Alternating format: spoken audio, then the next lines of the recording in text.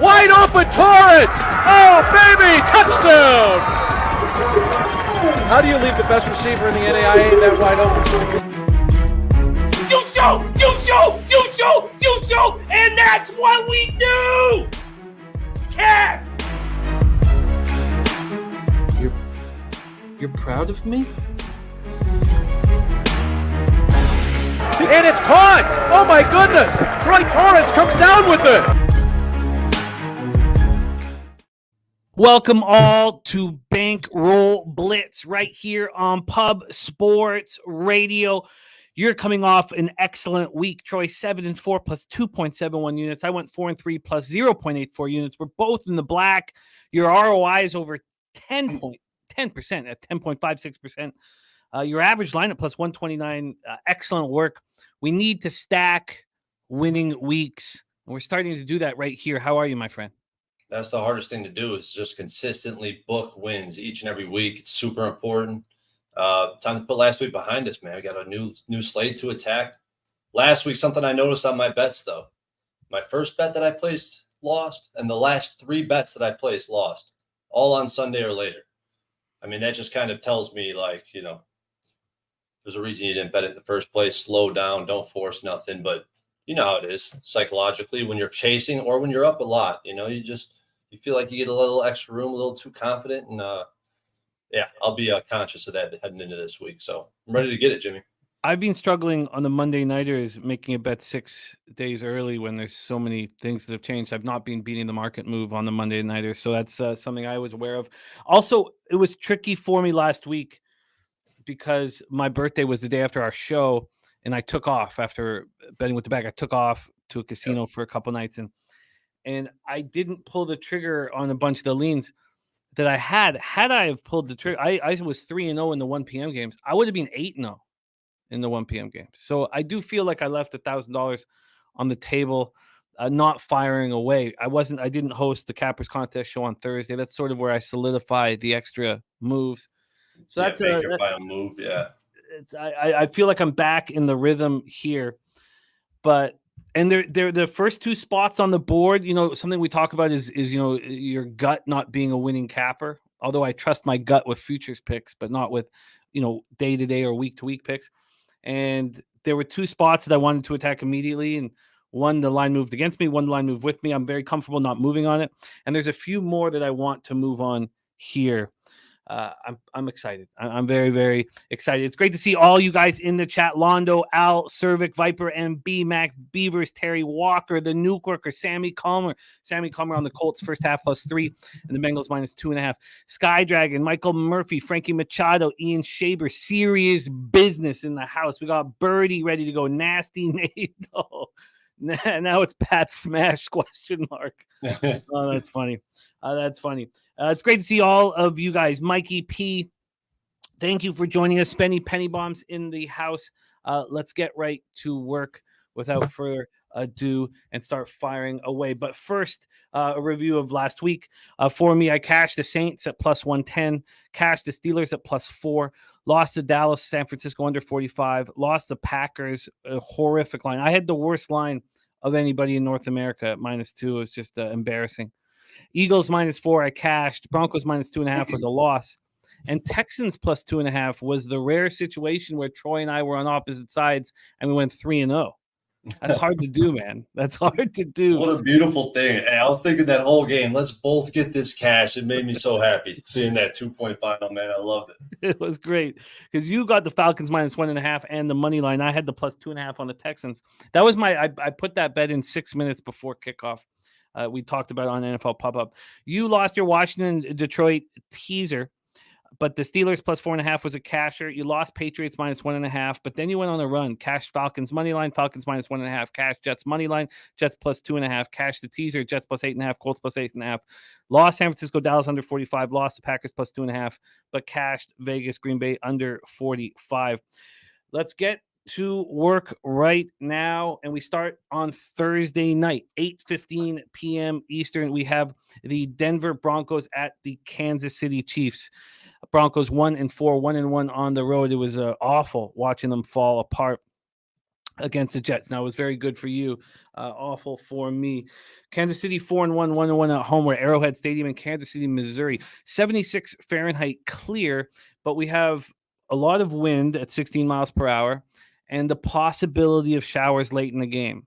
We'll have a better idea.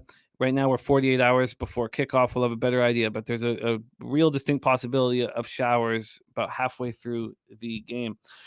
So let's get to work here. We will start. I got all the team rankings up here. Let's go over to the line history. That's where we will begin this. And we are sitting here with the Broncos plus 10.5. As the Chiefs have become so dominant in this division, these have been excellent spots to back Denver. Now, obviously, this Denver team is a mess. And maybe that's not something that we want to do. But historically, a double-digit dog here in Kansas City, a double-digit division dog has been very good to me. Hard for me not to want to go to it. Denver opened up plus 10.5 at minus 114. That plus 10.5 is now minus 108.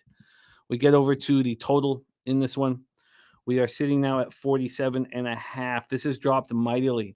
This opened up at 51 and has dropped down to 47.5. We're going to be talking about that throughout this show. Big drops, huge drops in these totals, and a lot of them are weather related. And the question then will be, is it too big of a drop? Here we have 71% of the tickets on the Chiefs, but just 33% of the cash. From a total scenario, we have 72% of the tickets and 88% of cash on the under. Clearly, that is sharp action moving this so far down. Sky Dragon says the market has moved on the under. It's the right spot. You can only lay with Kansas City, but they don't cover. So a tiny bet or no bet. Nate Dogg 420 in the house. Great to see you. So let's go to X's and O's. The Broncos come in off their fourth loss in 5 games to start the season. It was 31-21 setback versus the Jets. Russell Wilson now 5-14 as Denver's starting quarterback. It's pretty incredible to think that would be the situation here. He was 20 of 31 for 196 yards, 2 touchdowns, no interceptions. He ran 7 times for 49 yards. He also lost a fumble. Javonte Williams out of the lineup with a quad injury. Still waiting to hear if he will be back this week. Jaleel McLaughlin ran 9 times for 68 yards, caught 3 passes for 21 yards. And Samaje Perine ran 6 times for 22 yards and caught 4 passes for 73 yards. He did lose a fumble. Their passing offense is all check downs to the running backs. It's real ugly. Judy has yet to be unleashed. He finished with 6 catches for 50 yards, which is basically his average this year. And where the hell is Cortland Sutton? 4 catches for 40 yards over his last 2 games. If Judy and Cortland Sutton aren't going to be weapons, and all you're going to be able to do is check down to Jaleel McLaughlin and Samaje Perine, I don't know how you're going to be able to keep the opposing offense off the field. Their offense only put up 169 yards through the air. They can't be counted on in crunch time. They went 3 and out on 4 of their first 5 drives after halftime. The other possession was a lost fumble on the second snap. So Javonte Williams has been listed as a limited participant at this point. That's all we know about him. But, the difference between, Jaleel and Samaje and Javonte, is it that big? I'm not sure it is. The defense got some pressure, 4 sacks, 5 quarterback hits, but still somehow looked abysmal. It's unbelievable. They've allowed 36.2 points per game this season. They allowed the Jets with Zach Wilson, the quarterback, to put up 407 total yards. Patrick Surtain had an important interception late, but the secondary has not looked good. And their red zone defense had their best game of the year. The Jets went 0-5 in the red zone. 0-5. Nose tackle DJ Jones injured his knee in the second quarter. He was the only non-participant listed at practice. Their center, Lloyd Cushenberry, with the quad, Mike Purcell with the ribs, defensive tackle, and safety Justin Simmons were also limited participants. The Cushenberry should be fine. He's played every snap this season. Justin Simmons returned this Sunday after missing 2 games. Outside linebacker Baron Browning is still on the PUP list. He was a limited participant with a knee injury. He was a limited participant in all 3 practices ahead of last week's game. It would be huge if they could get Baron Browning into the lineup. The Chiefs come in off a 27-20 win at Minnesota. They're rounding into form. Patrick Mahomes with 31-41 for 281 yards, 2 touchdowns. 10 different receivers made catches. Travis Kelce, 10 for 67 with the touchdown. He did hurt his ankle. We are not entirely sure what's going to happen to the ankle, over the hours before. But I wouldn't be surprised if he wasn't in the lineup. He wants to be in the lineup. Pacheco, 16 carries for 55 yards, 1 touchdown. This is such an efficient offense. 9 of 15 on third down, 3 of 3 in the red zone. Right now, they're 7th in the league converting red zone opportunities at 63.2%, and the defense looks so strong. I mean, they had pressure on Cousins all night, sacked him 3 times, hit him 12 times. The big thing about this defense was L'Jarius Sneed locking up Justin Jefferson. That was unbelievably impressive. He had 3 catches for 28 yards. I know he pulled his hamstring late in the 4th, but L'Jarius Sneed was a monster. Nick Bolton, 3 games in a row he's missed. Drew Tranquill's done a pretty good job replacing him. Honestly, I know this sounds absolutely nuts, but I want the Broncos here, and that's just a foolish thing to say out loud. and hopefully by the end of this breakdown, I will have just let go of it. I understand the move from 51 to 47.5. Troy Torrence, you are 41-38, hitting at 51.9%, but your average line of plus 129 is giving you 8.34 units of profit and an ROI at 10.56%. Take it away, my man. I'm on the same page as you, looking towards the Broncos. Just seeing the 10.5, immediately you start leaning towards the dog. In this case, it's the Broncos. It doesn't matter really who it is. When the spread's this big, I'm always starting looking at the dog because this matchup in particular is close. At Arrowhead, at Mile High, it really hasn't mattered. We know the narrative behind these Chiefs and these big numbers. They struggle to cover them. Historically, they have.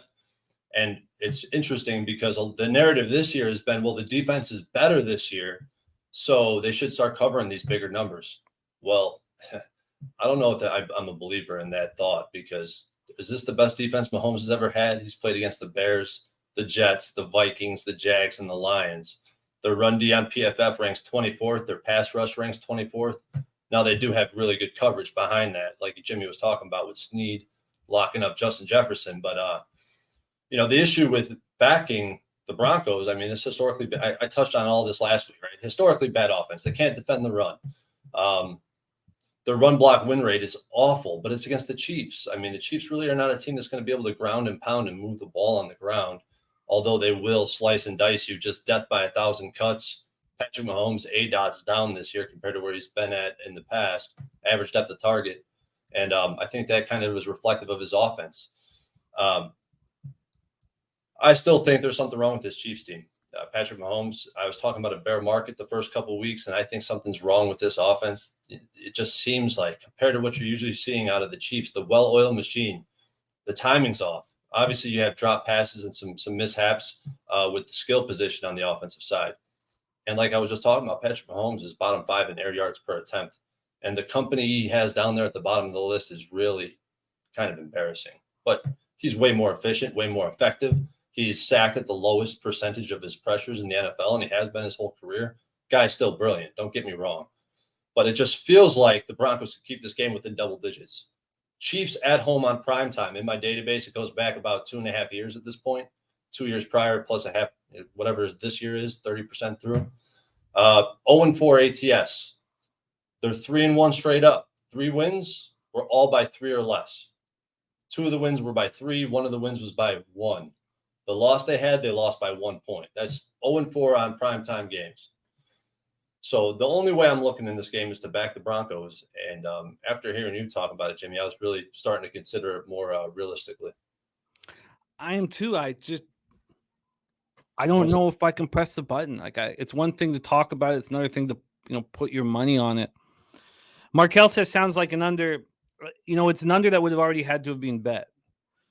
I do not think that we should chase it at 47.5. I just think that's irresponsible long term. So it feels like an under, but it has to be let go. Hey, to be honest, the sample I was looking at with the Chiefs at home in prime time is 1-3 to the under, but the totals were all extremely high. The totals, like a 51 went under, and it landed on 48. So I think that opening line is really where it's over or pass on the total at this point, prime time or not. Yeah, I think that the getting a better sense of what's going on weather-wise when we get closer to the game, because the winds are 16 miles per hour. I think the Broncos can stay in this game. I don't see a world where, we've talked so much about motivation with big favorites, and it's crucial to have that motivation. And look, I was on the Chiefs first half when they played the Bears at home. The offense has struggled through 2 weeks. They had to show out, and they did, and they have. You could say that wasn't a very impressive performance in New York, and that's a fair thing to say in the 23-20 victory. But they looked very, very good last week, despite Kelsey not being on the field for parts of that game. I guess at this point, I don't know if I have the balls to bet the Broncos. I don't, but I think that they cover this, and honestly, I hope I get there, man. I hope I can get there. I mean, I feel like I need to mature a little bit and bet this 10.5. Sammy Culmer saying potential look ahead to the Chargers next week. The Chargers have a real tough schedule, but we'll get into that when we get to the Monday Nighter. Fuck. I just don't know if I can do it at this point. And I'm not going to this isn't about, picks. It's about, what are we betting? There's so much on the line. So at this point, the total from 51 to 47.5 makes sense. And I want to be on the Broncos. And the more I talk about it, the more confidence I'm getting. And I hope I get enough confidence to bet them, for better or for worse. Anything you want to add before we move on to Sunday action? I'll probably end up with Broncos on my by the end of the night.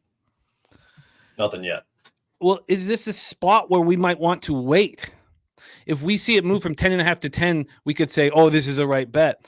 But is it possible that the public comes in and hammers the Chiefs after what they saw last week, and it might be prudent to wait? You're probably right. I'm just getting that feeling. Like I just got that overwhelming feeling right now as we're talking about this game that I should bet it. So I think you're right, though, Jimmy. I'm going to wait. It doesn't matter, right? If it moves on to 10, that's a strong move, and the database turns that out to be true. If we get more points, then we get more points. It's really nothing there, and I love it. I think I'll be able to wait, hopefully, but it's probably going to be on my card. DG says, why? What does Denver do well? And I know we got to move on here. He says, previously you could rely on the defense to hold Kansas City like 20 and lose 2010. What can you trust? I can trust motivation. I think that the Denver has everything on the line in this showcase spot. Not that they're going to be a good team this year. And the Chiefs just want to win and get the extended rest, the mini bye. They just want to win this game and move on. I don't see this as a prove anything situation like I saw in the Bears spot. That's all. I just don't see the motivation. I don't see the motivation. Exactly right. It's a survive and advance type of spot. That's it. All right, let's roll on. That is the Thursday nighter. We move on to Sunday, October 15th, and we head to Tottenham Hotspur Stadium in London, England. Baltimore Ravens at Tennessee Titans. Still pretty nice weather for these UK games, which we know will end at some point. 51 Fahrenheit, mostly sunny, 9 miles per hour. I think the most important information is, when did they leave? I think that's the number one thing that needs to be spoken about off the top. Baltimore left on Monday. Tennessee is leaving on Thursday. What side would you rather be on in that situation? Just right away after watching what Jacksonville did with the second week in Jacksonville and the Bills not getting over there till Friday morning, I wanted to bet Baltimore, but we saw a big move towards the Titans. And let's talk about it because I've not moved on anything yet. I want to talk everything out with you guys. So let's talk about it right now. First off, we go to the total. This total is sitting at 40.5. It's right where it started. This went up to 41.5. It's also gone down to 39.5. So we've seen U-shaped movement, but it's right where it started at 40.5, juice to the over. And we see 41s almost everywhere else. Again, these are pinnacle line moves that we are discussing here. Then from a line spread situation, we do have 4s on the board again, but it's a 3.5 at Pinnacle. When this first moved to a 3.5, it was still juiced to the Titans, pretty strongly juiced. That's changed at 3.5. Since it moved to 3.5 on Monday at 3:19 p.m., there's been a 15-cent move to the Ravens from -102 to -117. But we have had a move towards the Titans in this one. So let's get over to the cash flow here for the morning game on Sunday. 60% of the tickets and 51% of the cash is on the over. And on the spread, we have 75% of the tickets and 94% of the cash on the Tennessee Titans. A huge amount of action on the Titans. Thank you, Frankie Machado. Great to see you, Jared TG. Great to have all of you guys here. Sky Dragon says, so Tennessee leaving on Thursday annoys me royally, though Tennessee is the only side I can bet. And Spenny Pennybaum's got Tennessee plus 4.5 at minus 115. Markel looking at the under. The under Dennis is Garcia, can you clarify Sky Dragon? Tennessee leaving on Thursday. Wouldn't that make you want to stay off Tennessee? It does. That's what he's saying. He's saying it annoys him so much that they left on Thursday. Gotcha. You know, if they had left on Tuesday, I'm sure he would have a heavy bet on the Titans. But it is uncomfortable that Baltimore leaves on Monday and Tennessee leaves on Thursday. It makes no sense to me. It doesn't make any sense why they would do that.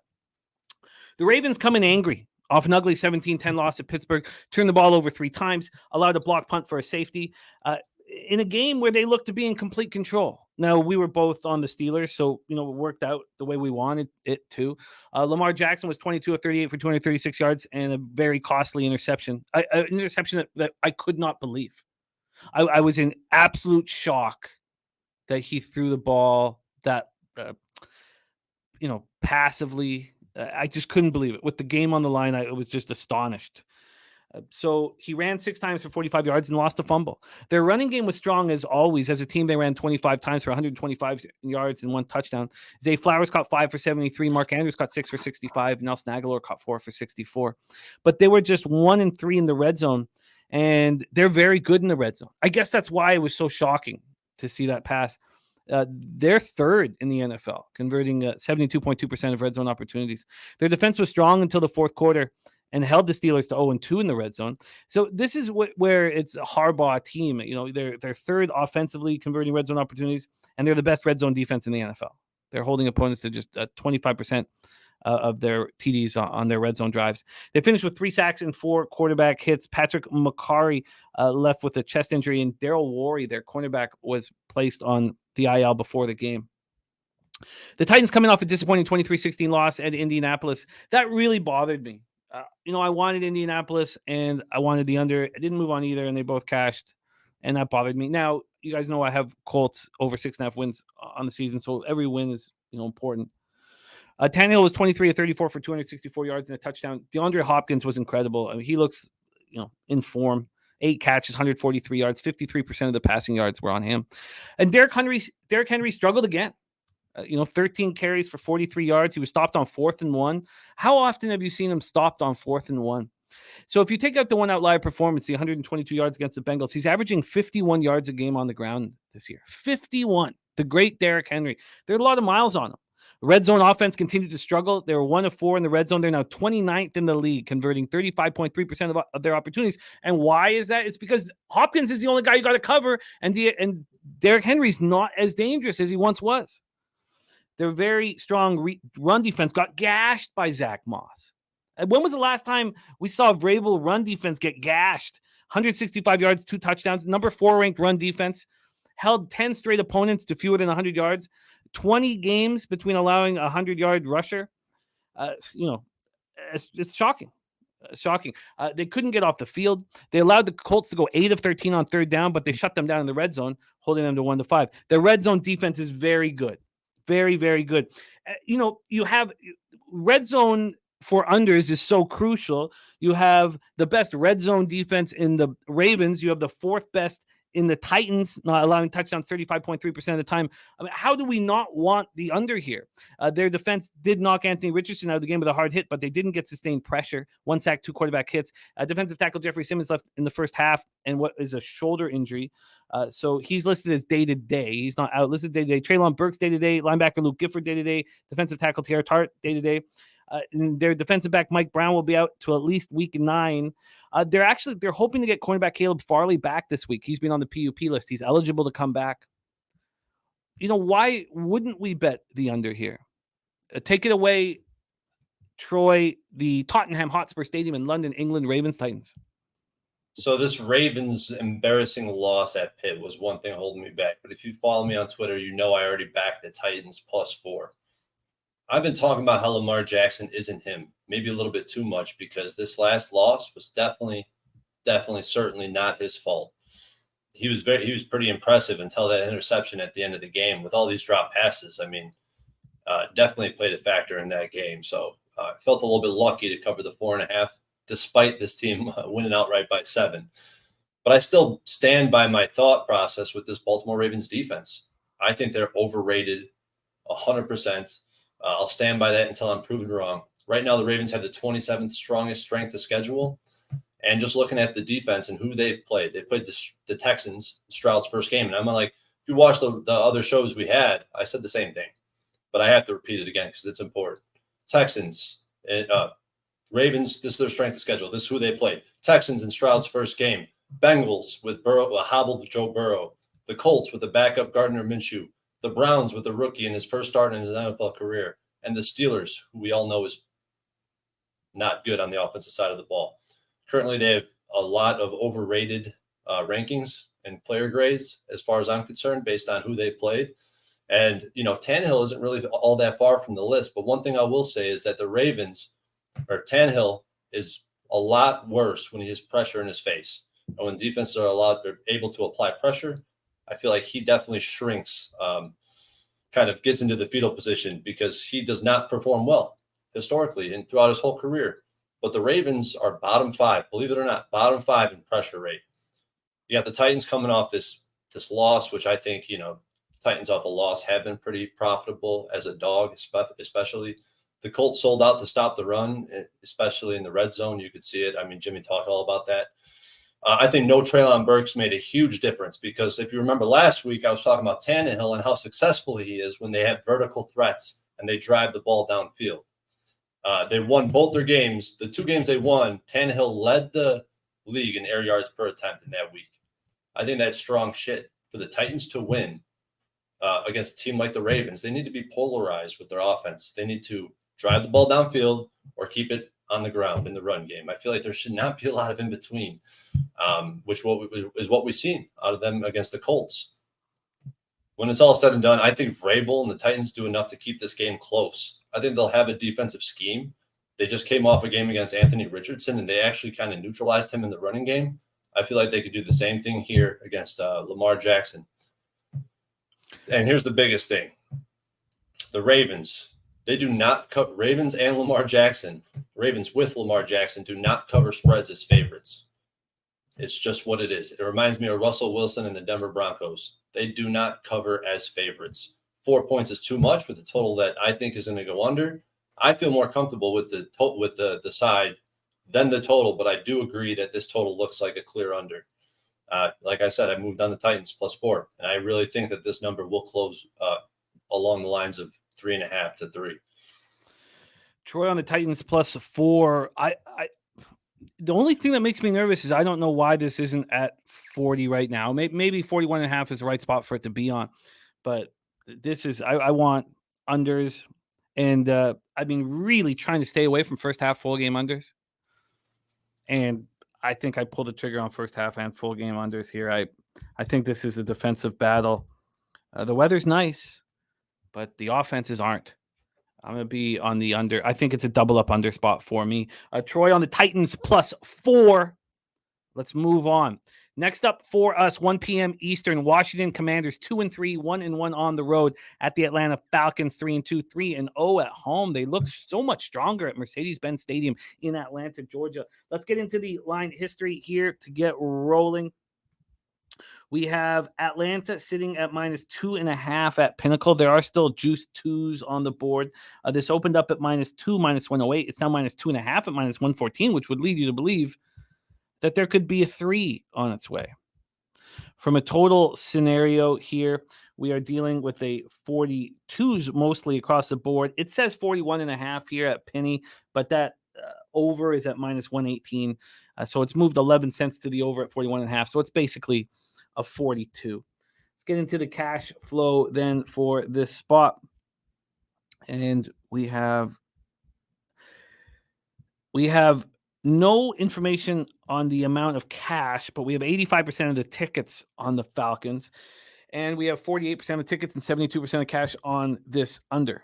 Don't want Spenny Penny Bomb saying he doesn't want either of these bum-ass quarterbacks. Rand says sneaky over. Nate Dogg looking at Washington plus 2.5. Slatsy in the house. Great to see you, Slatsy. So the Commanders coming off extra rest after losing their third straight game, a disturbing 40-20 loss at home to the lowly Bears. Disturbing for me because, while at the casino, I made a, bigger than normal bet on Washington live at plus 17, and I thought it was just too easy. Yeah, you got robbed. You got robbed, brother. It's a cruel mistress, sports handicapping. Their defense looked awful. They were gashed for 451 yards. I do not get it. I'm looking at this front four, these famous names, these stars, and they're getting gashed. Sam Howell was 37 of 51 for 388 yards, 2 touchdowns, 1 interception. There was a lot that I liked watching. There was a lot that I didn't. 11 receivers caught passes, 8 of them catching multiple passes. I like all of that. Logan Thomas caught 9 passes for 71 yards and a touchdown. I hate when when players who aren't elite try to do too much, and that fumble was caused by Logan Thomas, who's a really smart football player, trying to do too much. Sam Howell rushed 4 times for 19 yards, and Brian Robinson Jr. ran 6 times for 10 yards. I mean, that can't happen. If you get nothing out of your run game, you can't keep the opposing team off the field. Curtis Samuel did catch 6 for 65. But this was supposed to be a strong defense. Only the Broncos defense is allowing more points. They could not find a way to stop DJ Moore. He caught 8 passes for 230 yards. He had 81.6% of their passing yards. So double him. That's all. Double him. But they got gashed on the ground for 178 yards. They gave the Chicago Bears 6 red zone opportunities, allowed the Bears to have their 4 biggest plays of the year. Washington lost 2 important players on their special team. All-Pro Jeremy Reeves, he out with a knee injury. It's partially torn ACL. He could be out for the season. They lost second-year defensive back Christian Holmes to a hamstring injury. Derek Forrest, their starting safeties, on the IR with a shoulder injury. And John Ridgway was injured late in the game. The Falcons come in off scoring 14 fourth-quarter points to deliver them a 21-19 home victory over the upstart Texans, a Texans team that I believe is a good football team. Atlanta's offense put up 447 yards. Desmond Ridder, 28 for 37, 329 yards, 1 touchdown, no interceptions. I couldn't really believe what I saw there in that last drive. Minute 49 seconds left. Houston up 19-18, and Ridder completed 5 straight passes. It was impressive, and you got Kyle Pitts and Drake London involved. You got to let the big dogs eat. Kyle Pitts caught 7 passes for 87 yards. Drake London caught 6 for 78. Jonnu Smith caught 6 for 67. They didn't get a ton out of their running game, 36 carries for 96 yards, but their defense couldn't get enough pressure on Stroud. They were held without a sack, but they held the Texans to just 1-3 in the red zone. They continued to excel in that area. They're 5th in the NFL, allowing opponents to convert just 38.5% of their red zone opportunities. Talking this out, look, I don't want to sell the Commanders low, but I don't see why Atlanta would not win this football game. And if it's under 3, I don't see why we don't back them. The Commanders aren't to be trusted, and their defense, talk to me about their defense, because this was supposed to be a strength, and it's a laughable product. Yeah. So we'll get to the defense in a minute. I have to touch on Howell first, because I watched that Bears-Commanders game like a hawk, because I was on the Commanders with a teaser, and I was with you, Jimmy, on the Commanders plus double digits, and we know how that turned out. It's pretty painful. The Bears have recorded 5 sacks against this quarterback, and the Bears couldn't even sniff a quarterback. Now, they did do some things that I'm going to get to when we get to the Bears differently on defense, but still, 5 sacks. This is the most sacked quarterback in the league, Sam Howell, whereas his offensive line is actually grading out as 8th in the NFL in pass blocking. So how does that match up? 32% of the pressures turn into sacks with Sam Howell at quarterback. Just to put it to you, just to give you some context behind it, 32%. Mahomes is at 5%. He's incredible, but the league average is around 20%. So he's over 50% worse than the league average quarterback. I think Rivera consistently makes questionable decisions, and Bieniemy, I think he's coaching Howell in the wrong way. I mean, we know he had the most talented quarterback in the world at Kansas City, and I think that what he's doing right now is too complex for young Sam Howell.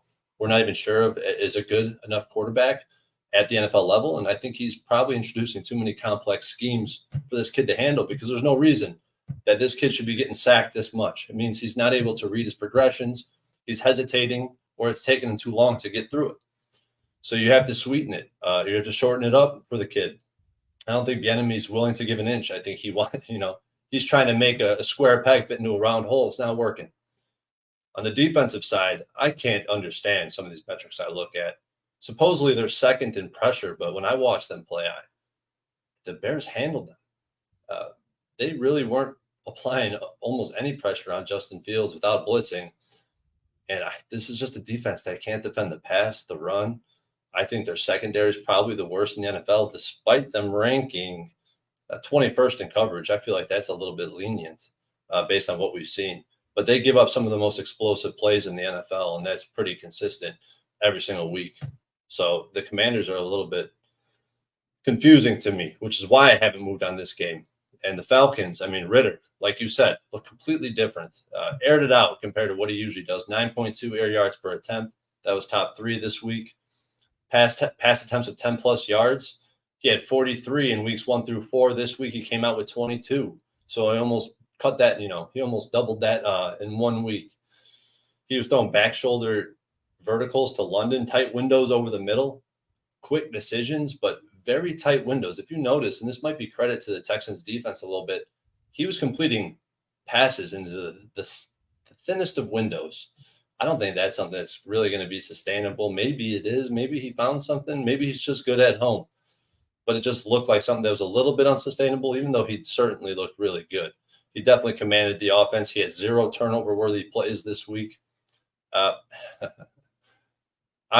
not sure that the Falcons are equipped to take advantage of this bad Commanders defense. We've seen them sputter out in the red zone, in opponents' territories, not deep in opponents' territories. As soon as they cross the 50-yard line, this offense sputters out consistently. Whether it's flags, whether it's fumbles, it don't matter. Something goes wrong. Something's still broken there. But I think you're right. I mean, it's hard for me to want to back either side, because the Commanders coming off that embarrassing loss with a roster that I think is underperforming compared to what they could be doing. And you got the Falcons, who I think are a little bit better than I had thought out the gates here. And if Ritter could play like he did this week, I feel like I just need to learn more now that Ritter had this type of game. So I'm off this game at this point. Ron Crawford spreadsheet play today is Washington. Everybody in the chat saying Washington. The problem here is it just goes against the idea of selling high. I just can't sell Washington low. And Atlanta, with the second consecutive home opportunity, Washington off of extra rest.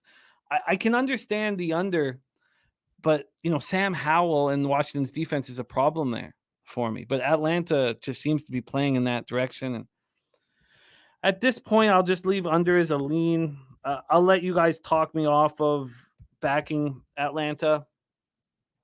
And there was some stuff that I did like from Sam Howell in the second half, even though it all fell apart for him. Hey, question on that. I mean, this team they're 31st in the NFL, the Commanders. They run the ball on only 31% of snaps. When I read stuff like that, that just takes me back to Bieniemy coaching this Commanders team like he was coaching the Chiefs team, which is a completely different situation. Like, there's something's wrong with the Commanders team. Like, I would be on the Falcons or nothing too, Jim. I'm with you on that. Birdie says Washington in a teaser's really nice look. I do agree. Sky Dragon says Washington's played Buffalo, Philadelphia, Denver, Arizona, Chicago, who are all top 11 in yards per play. Atlanta's 22nd. This is a step down in offensive class for Washington. Washington's defense will be fine. Jared TG says Ritter hasn't lost a home game as a starter since high school. So I don't know, that doesn't really mean anything, but it's a crazy stat. Okay, well, this is what this show is for me. I'll get talked off of Atlanta, and I'll leave question marks around the under. Slim Fabo, great to see you. Thank you for joining us. Let's move on. 1 p.m. Eastern.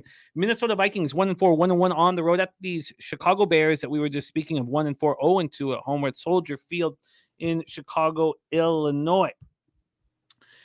53 Fahrenheit, showers, 16 miles per hour is the wind. And the wind combined with Justin Jefferson being placed on the IR today, it is Tuesday, October 10th, So he'll be out for at least the next 4 games, has made this total plummet.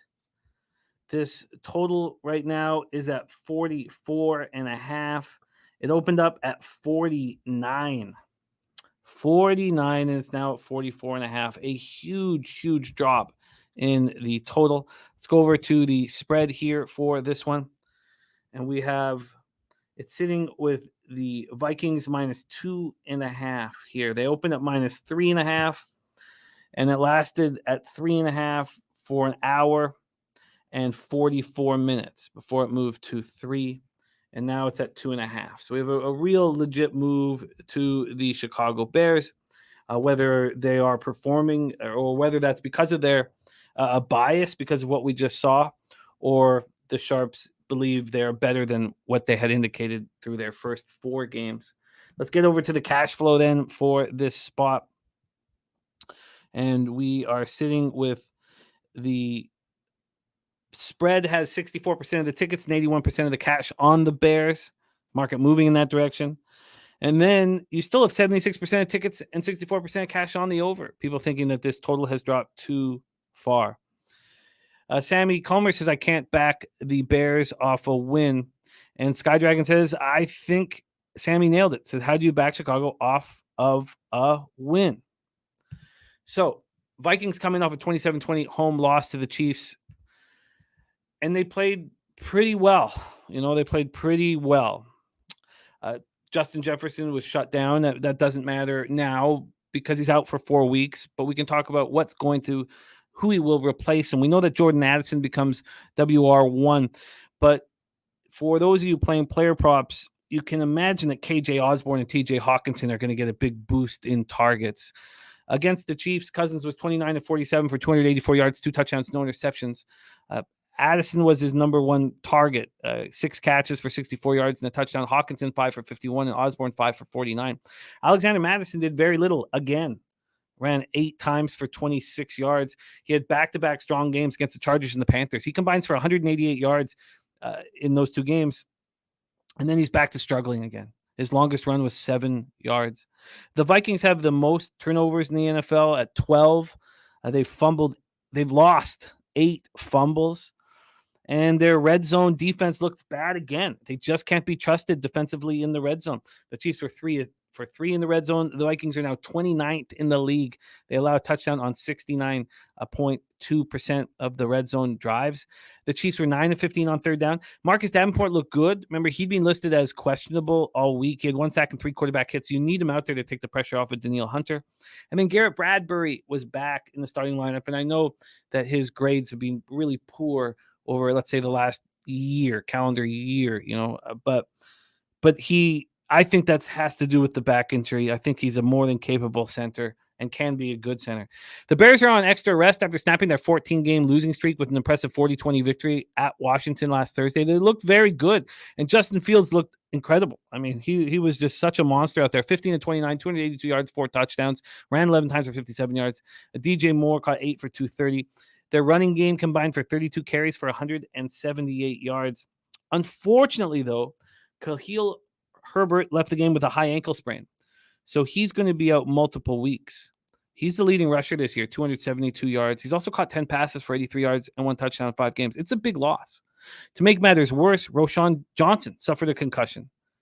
These guys who are dealing with concussions, they're not coming back the next week. To make it even worse, Travis Homer injured his hamstring. Unless you're Derek Carr, then somehow you magnificently recover in time. But you got 3 guys out there. So they have Deonta Foreman. He's been healthy and active for multiple weeks now. So, those are huge losses to me. The defense hasn't looked better. They held the Commanders to just 29 yards on the ground. Their pass rush looks strong for the first time all year. 5 sacks. They hit Sam Howell 11 times. Greg Stroman Jr. had an interception. And they're hoping to see star safety Eddie Jackson return. Jackson hurt his foot in week 2 against the Bucs. The injuries to linebacker Tremaine Edmonds. And he looks like he's going to be okay. Center Lucas Patrick and rookie running back I told you Roschon Johnson there, but as is center Lucas Patrick, they're all both in concussion protocol.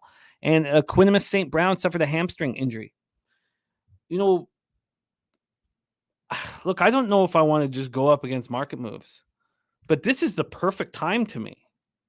The perfect time. And maybe I'll need us to talk through it, but here you have Chicago feeling so good about themselves off of a win.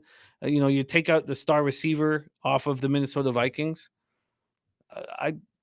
Do I want to back the Vikings? No, but situationally, this is exactly kind of what I'm looking for.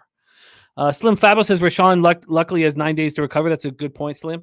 Take it away for us here, Troy. Soldier Field, right around the corner from your spot. Take it away, Vikings Bears. At first glance, gambler's first glance, I started looking at this game thinking there's no way I'm backing the Bears. How am I going to get on the Vikings? And I wouldn't back the Bears off a win. Trust me. I backed the Bears in week 1, and I never wanted to get back on ship. And I wouldn't want to get back on ship unless something fundamentally changed at the root level. Whereas, for example, like the Broncos last week, I faded the shit out of the Broncos. They got off their first win, and it was because nothing fundamentally changed. The defensive scheme stayed the same. The offensive scheme stayed the same. They did nothing different. So that win, to me, was an aberration. In this case, watching this Bears team, it was clear that something had changed. And when you go into the analytics, you start to find out why. Firstly, it was clear that they designed a scheme fit for Justin Fields opposed to trying to make a square peg fit into a round hole like I was talking about earlier. Same applies here, except now he's starting to understand. He has to design his scheme to the players that he has and the personnel he has. So here's what I got for you guys. Deep ball. We all know Justin Fields throws a deep ball. We all know he was highly touted for his deep ball ability and deep ball accuracy. Well, in weeks 1 through 4, he had 16 passes of 20-plus yards. In week 5, 16 in 4 weeks, 16 total passes. In week 5 against the Commanders, he had 14. He almost doubled that number in 1 week. RPO at Ohio State. We all know Justin Fields was running RPO on about over 30% of the snaps. Well, in weeks 1 through 4, they had 5 pass attempts from the RPO. In week 5, they had 10 pass attempts from the RPO. They doubled that statistic. They moved the pocket with some play action for the first time, some semi-rolls, some ways to get a clearer vision for Justin Fields to make deep ball passes, to make passes downfield. Maybe not deep, but it definitely made a difference. And defensively, this is also something that surprised the shit out of me. Defensively, they blitzed way more frequently than they did in weeks 1 through 4. Weeks 1 through 4, they blitzed 24 times. This past week, they blitzed 14 times. Why do you blitz?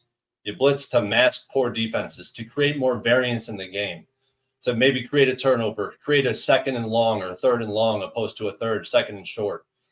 Taking those gambles like that, it pays off. And it's actually the Vikings do it the same, right? We all know the Vikings are the highest blitzing team in the NFL. However, the main point on the Vikings, they blitz at the highest rate in the NFL, but they have the second lowest pressure rate in the NFL. So despite allocating more assets to pressure the quarterback, they're still not getting home. They're still not pressuring quarterbacks. That's just what it is. And you could tell, I think that this Vikings defense is not good. I feel like the Bears should be able to take advantage if they remain true to what I've seen the past 2 weeks, specifically, more importantly, this last week specifically. Because when I watched that Broncos game, I rewatched it because I didn't watch it live. And I was like, I still don't believe. This was pretty much the same exact scheme that we've always seen. But this past week, you could tell things changed. The scheme changed. Hopefully the feeling in the locker room has changed. And Kirk Cousins, he's 11-21 ATS versus teams with a 35% win rate or less. So he doesn't cover versus bad teams. So I've heard someone else talk about how the Vikings have been so completely unlucky this year. I still think they still have more debt to repay for how lucky they got last year. So one thing I did move on is the Bears on a teaser. I got them plus 8.5.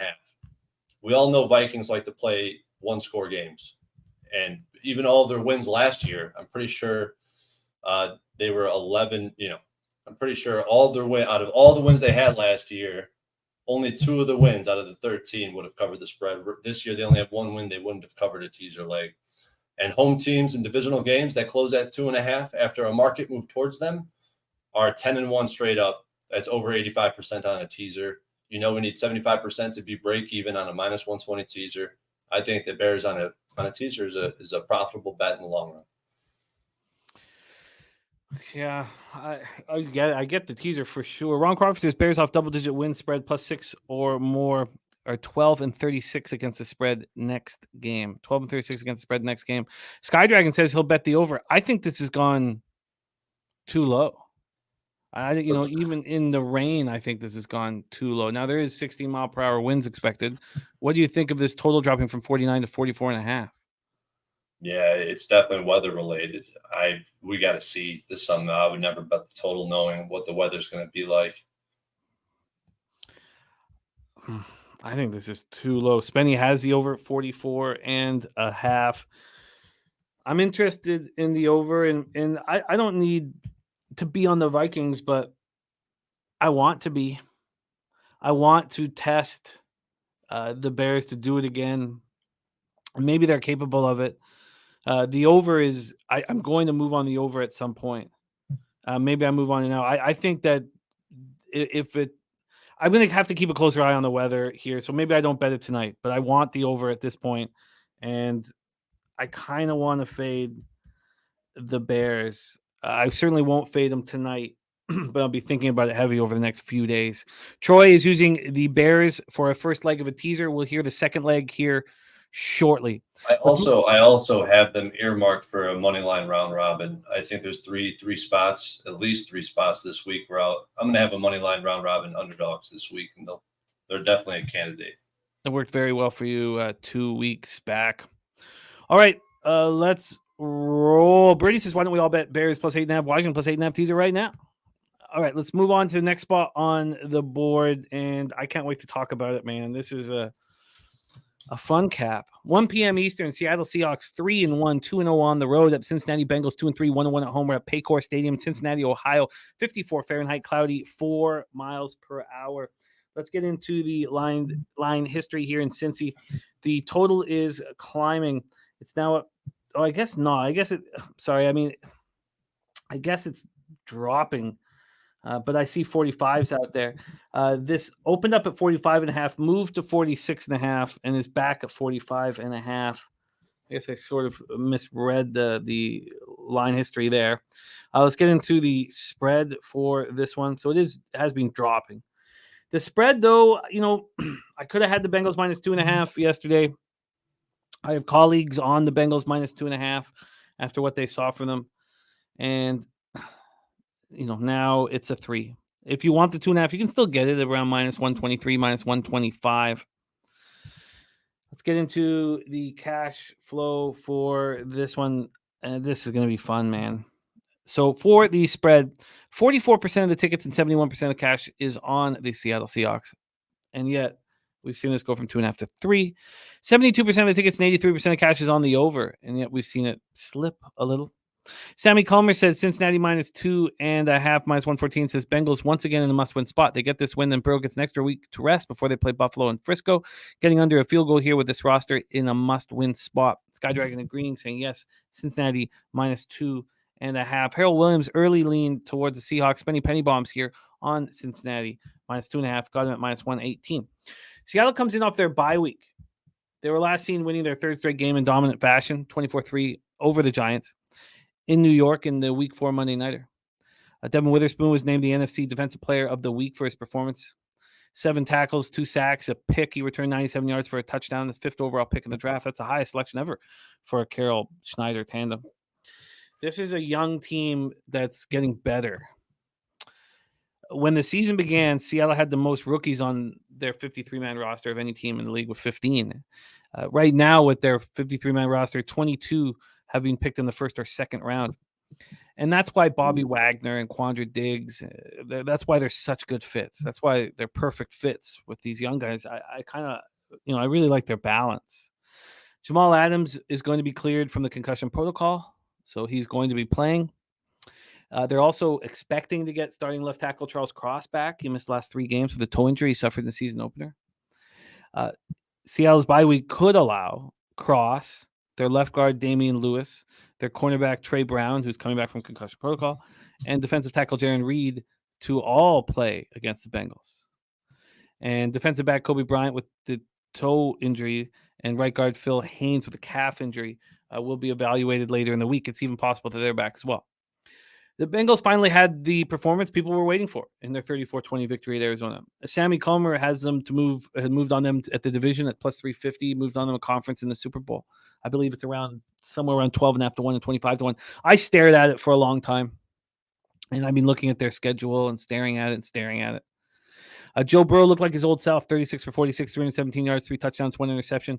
Jamar Chase, single-game franchise record, caught 15 passes. 15 passes is a franchise record now. 192 yards, 3 touchdowns. Joe Mixon ran 25 times for 81 yards. Always right again in the Bengal world. Cincinnati scored a touchdown in the first half for the first time this season. 3 offensive touchdowns overall. That's the same amount of offensive touchdowns they had in the first 4 games combined. But their red zone issues continued. 2 of 5 in the red zone. They're now ranked 24th in the league, converting just 45.45% of the time. Trey Hendrickson was a beast defensively. 3 sacks. As a team, they had 3 sacks and 8 quarterback hits. He led the way. Jermaine Pratt also all over the field, 10 tackles, 2 for a loss and a pick. Cam Taylor-Britt also had a pick, big one. And T. Higgins, remains on the inactive list. We thought he could be back. He was listed as questionable on Friday. So for those of you in the prop market, in the 3 games that Higgins has missed since Jamar Chase arrived, along with one where he only played 1 snap, he got hurt. So really 4 games. Chase has 35 catches, 449 yards, and 6 touchdowns. He just steps up when he knows he's the guy and no one else is going to, be looked at. Chidobe Awuzie also inactive. So it's very important to get Taylor-Britt back. I'm very interested in your breakdown on this one, Troy. Take it away here. Seahawks, Bengals. I think I'm kind of aligning here a little bit with some of the guys in the chat on the Bengals, just because I think it's that time to maybe start looking their way. I don't think what they did in Arizona was necessarily impressive, but they did slam the door shut in the 4th quarter, which was exciting to see if you're a Bengals backer. Joe Burrow said he felt better this week, and he clearly lived up to what he was talking about. He played better. He drove the ball downfield. He threatened the defense vertically, which he hasn't done yet season to date. He was more mobile in the pocket, but he still was sacked on 30% of his pressures, and that's versus the Cardinals, who they can't pressure quarterbacks. They don't pressure them at a high rate. So to be sacked at that much kind of still tells me that maybe he isn't as healthy as he might have looked, or he's leading us on to be. They still don't run play action, which drives me insane. Everything seemed to be a real quick game, couple deep throws, 1 read plays on the deep throws too. It wasn't like he made a read and read the coverage and was confident enough to throw it downfield. It was a 1 read, 2 reads at most play when he was attacking downfield. In my opinion, I really thought that there was a chance Burrow would sit this week. He would get 3 weeks off if he happened to sit out this week. I know that it's not shaping up to be that way. But when I was building this out, I really thought that it made sense for him to sit, get the win against the Cardinals, a for sure win, or what they might have perceived as a for sure win.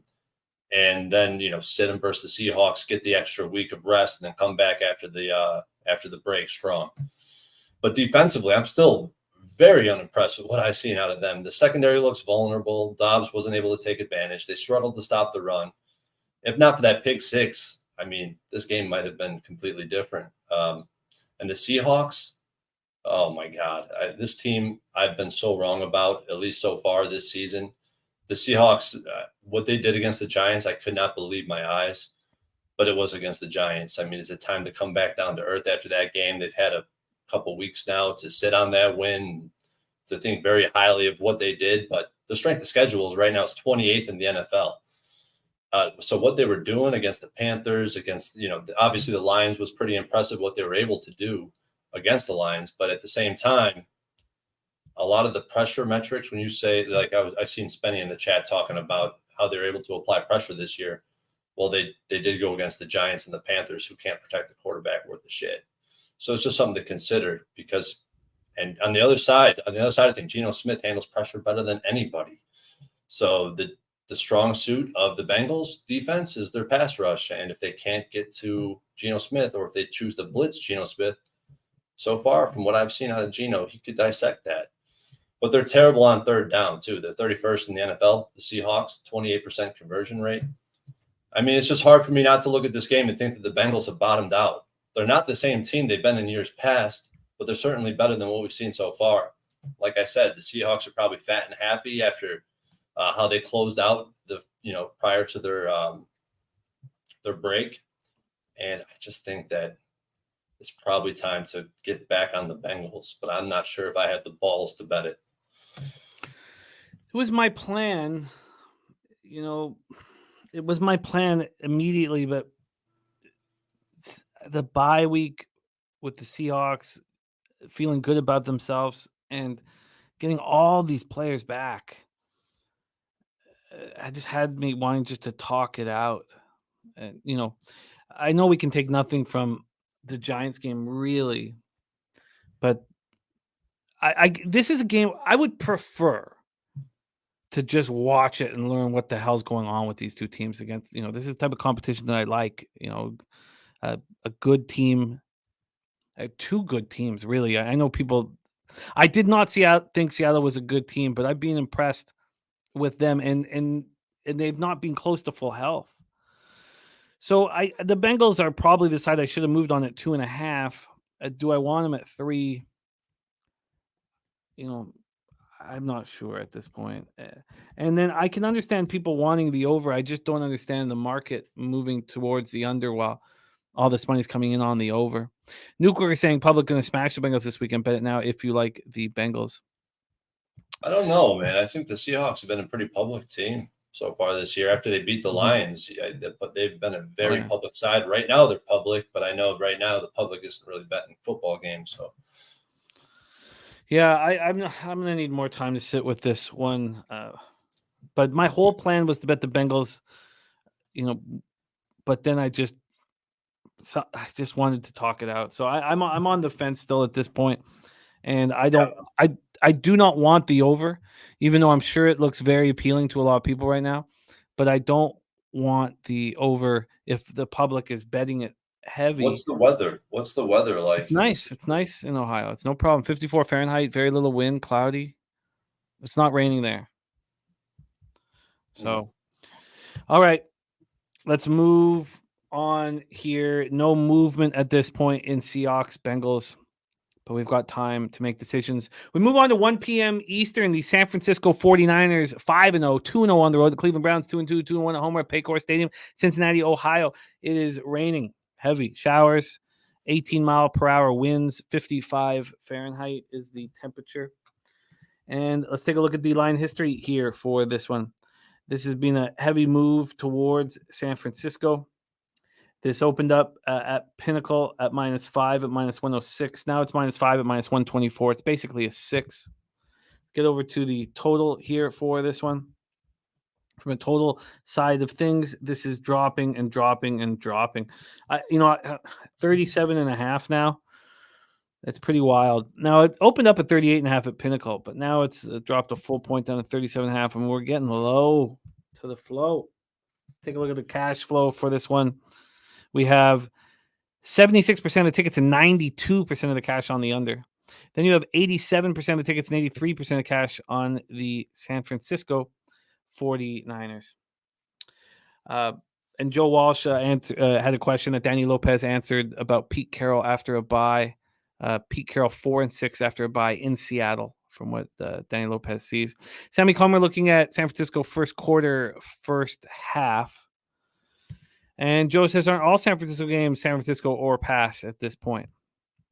Yeah, that's a pretty fair thing to say. And Brady says, Walker is starting, it looks like. Says, I will be betting the Browns, but there's no rush here at all. When Walker officially gets announced, we'll get a 7 or 7.5. Then we have the Browns spread and the Niners teaser.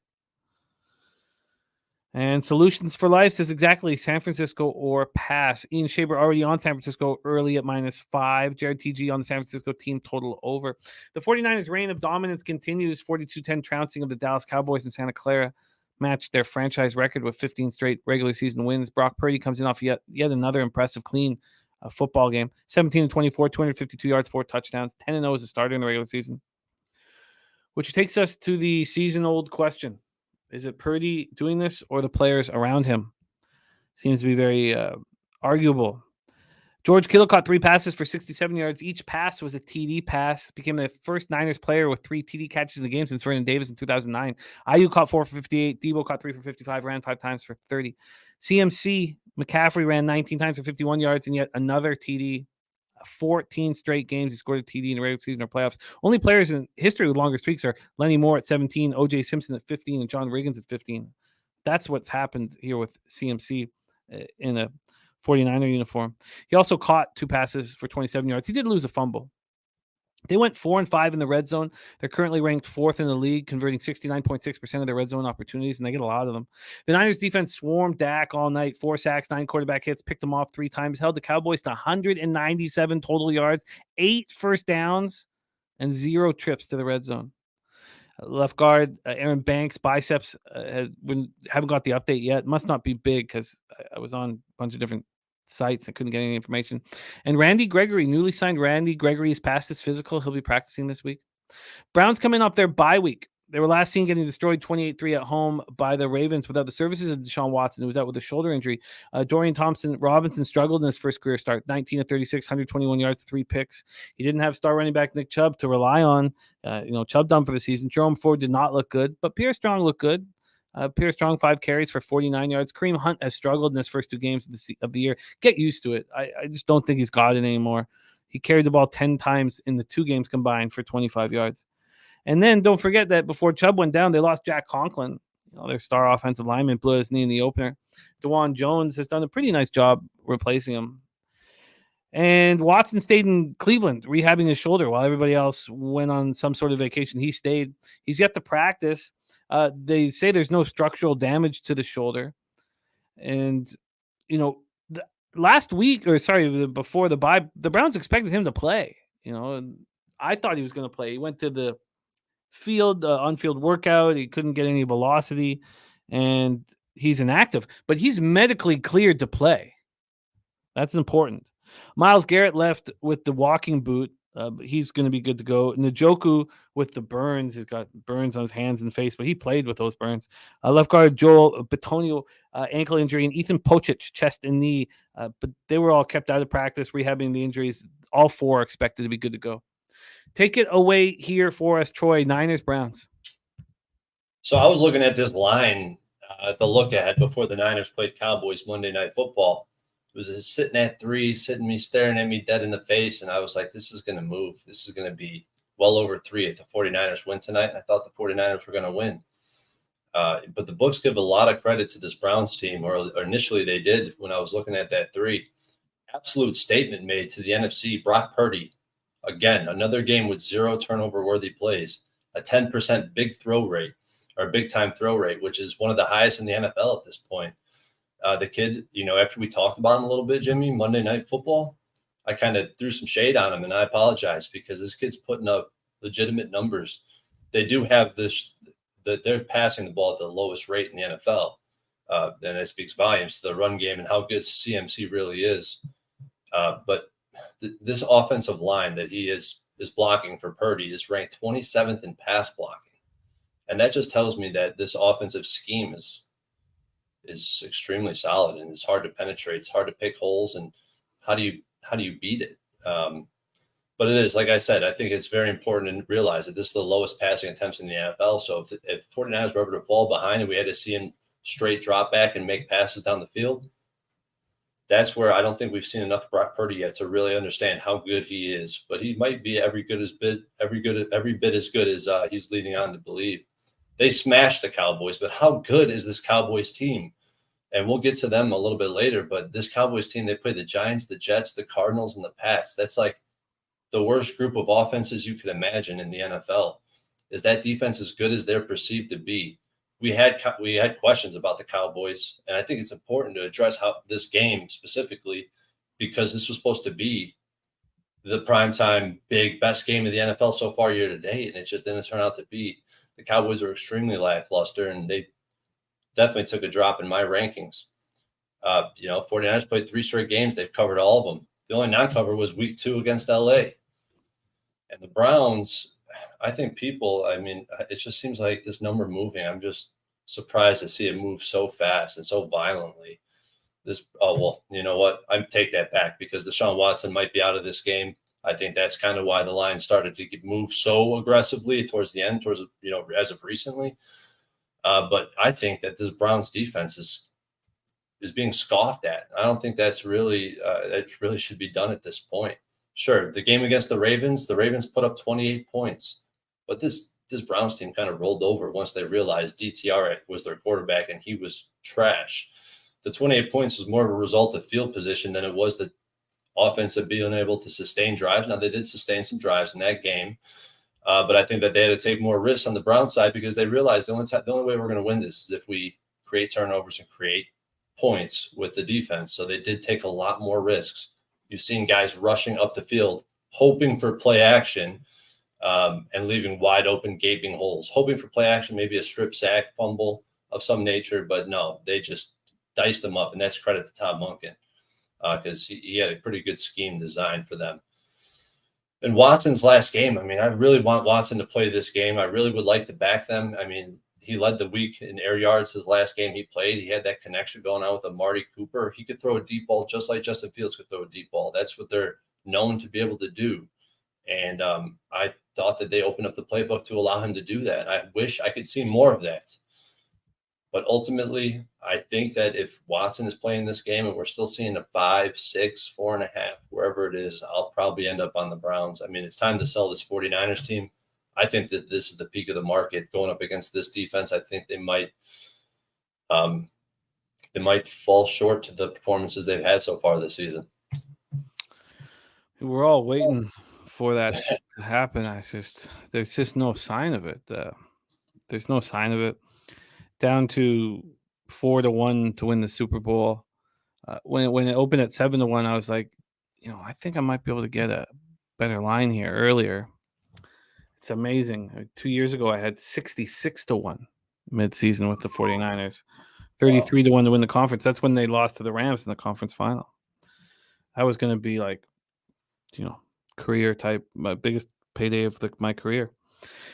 And, I don't want to get in the way of the 49ers. I respect those of you who are going to do that or try to do that.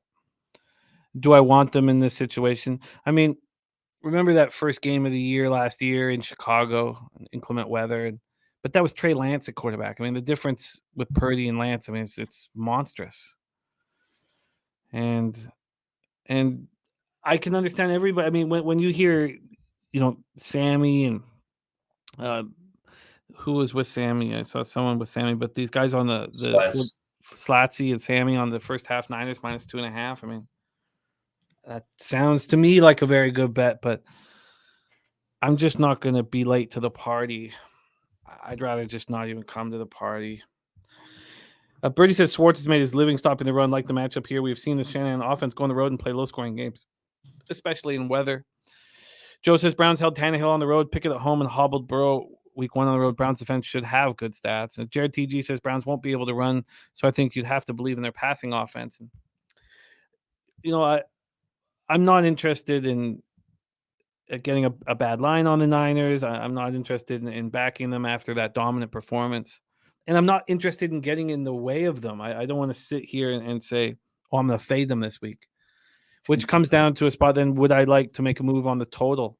And, if it keeps dropping and Deshaun Watson's announced out, I'll have some interest in it. I'll have some interest in the over. Then might be a first half over that would be more appealing just in case the Niners do get the lead and slow it all down. But at this point, nothing for me. Plus says Browns D is good. Too many points. To have the balls to be able to get in the way of the San Francisco 49ers, something I respect. It's just not something I can do with my own cash right now. Is there anything you want to make official here before we move on, Troy? No, we can move. Let's roll then. Next up for us, 1 p.m. Eastern, Carolina Panthers 0-5, 0-3 on the road at the Miami Dolphins, 4-1, 2-0 at home at Hard Rock Stadium, Miami Gardens, Florida. 87 Fahrenheit, scattered thunderstorms, 12 miles per hour. How sad was it for everybody today to get the news that Achan is got the knee injury, going to be out for 4 to 6 weeks at this point.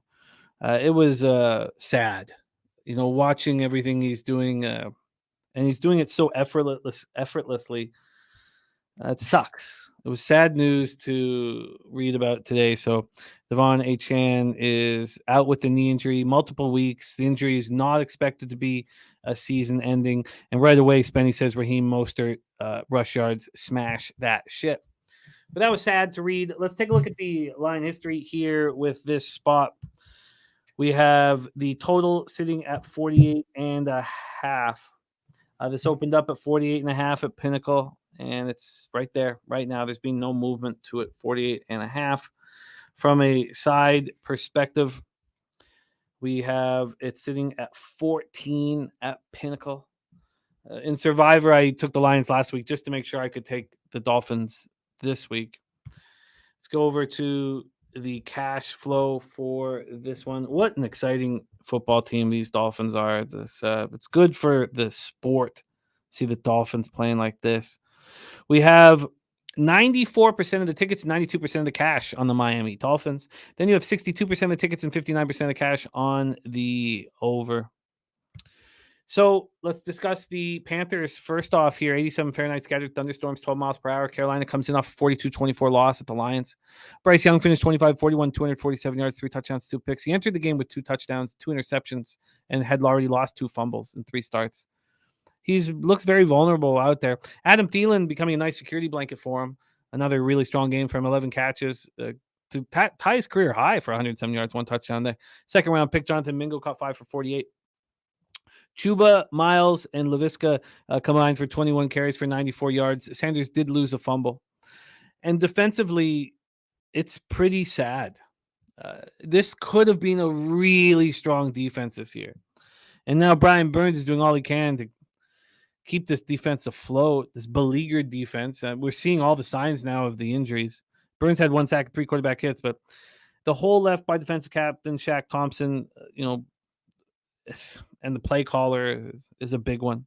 The secondary looks atrocious because J.C. Horn, Dante Jackson, and safety Xavier Woods aren't there. They let the Lions go 4-4 in the red zone. They're 28th in the league in red zone defense, and that's going to get worse.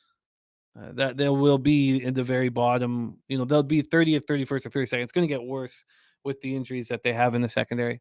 Miami comes in off a 31-16 home victory over the Detroit Lions. They outgained the Giants 524-268. That 524 yards gave them 2,568 for the season. That's the most yards through 5 games of a season in NFL history. That's what we're watching right now. And so to hear about Devon Achane out, it sucks. Tagovailoa 22-30 for 308 yards, 2 touchdowns, 2 picks. Tyreek Hill caught 8 for 181 and a touchdown. His top speed on that touchdown, 22.01 miles per hour. It's fastest ball carrier speed in the NFL this season. The Dolphins, listen to this. The Dolphins are responsible for the 7 fastest speeds in the NFL this year. 3 belong to Hill, 3 belong to Achane, and 1 belongs to Raheem Mostert. Hill topped 150 yards receiving for the 13th time in his career. He tied Calvin Johnson for 3rd most such games in the player's first 8 seasons. Lance Allworth, 17, Jerry Rice, 16. Achane had 11 carries for 151 yards and a touchdown. Did lose a fumble, but it sucks. Only 38 rushing attempts. That's what he's had. 38 rushing attempts, and he's second in the league with 460 rush yards. Only CMC, who's carried the ball 61 more times than him, is ahead of him. Mo starts off to a very good start of his own. Jeff Wilson Jr. expected to have his practice window open. He began the season on the IR, so Jeff Wilson will be backing up Raheem Mostert. At least that's the expectation. And by the way, for the touchdown, Achane on his run, 21.76 miles per hour. He averaged 13.7 yards, 11 carries. Let's stop talking about him. He's not going to be there. Their defense swarmed Danny Dimes, sacked him 7 times, hit him 14 times, held the Giants to 5 of 17 on 3rd down. Now they've lost left. Well, we don't know right at this point. Isaiah Wynn left in the second half with a neck injury, but he's not on the injury report, so he should be good. Linebacker Gene Phillips is listed as questionable, and we know that Teron Armstead's on the IR for at least 3 more games. Is there a betting angle that you see in this one? I mean, do we take the Dolphins to smash and grab here without Achane? Because they're not as dangerous with Mostert and Jeff Wilson Jr. I mean, we saw this play out last year. Take it away for us here. Panthers, Dolphins, Hard Rock Stadium. I'll be real brief here because I don't think I'm going to have action on this game. And the only thing that I've started to lean heavily or more towards, I should not say heavily, is Panthers plus the points. I think Birdie brought up some good points on the Dolphins defense kind of grading out below average in a lot of cases. And in bigger games, they really grade poorly on the defensive side. Especially like if you look at that Bills game, not many players graded over 50, and that's pretty embarrassing. But Bryce Young, I just want to make a couple points here. Bryce Young, he's getting completely thrown to the wolves, but who is around him? terrible offensive line, bottom third of the league. I mean, they're what are they? 28th and 27th. Pass block 28th, run block 27th. They have no talent around this poor rookie quarterback, first pick of the draft. Everyone's throwing him to the wolves. Slow down on this kid. Let him evolve, and it might be his evolution might be done being where he's at. Unfortunately, maybe that's the truth. But this, to me, is looking like a complete look-ahead game for the Dolphins. They got the Eagles next week.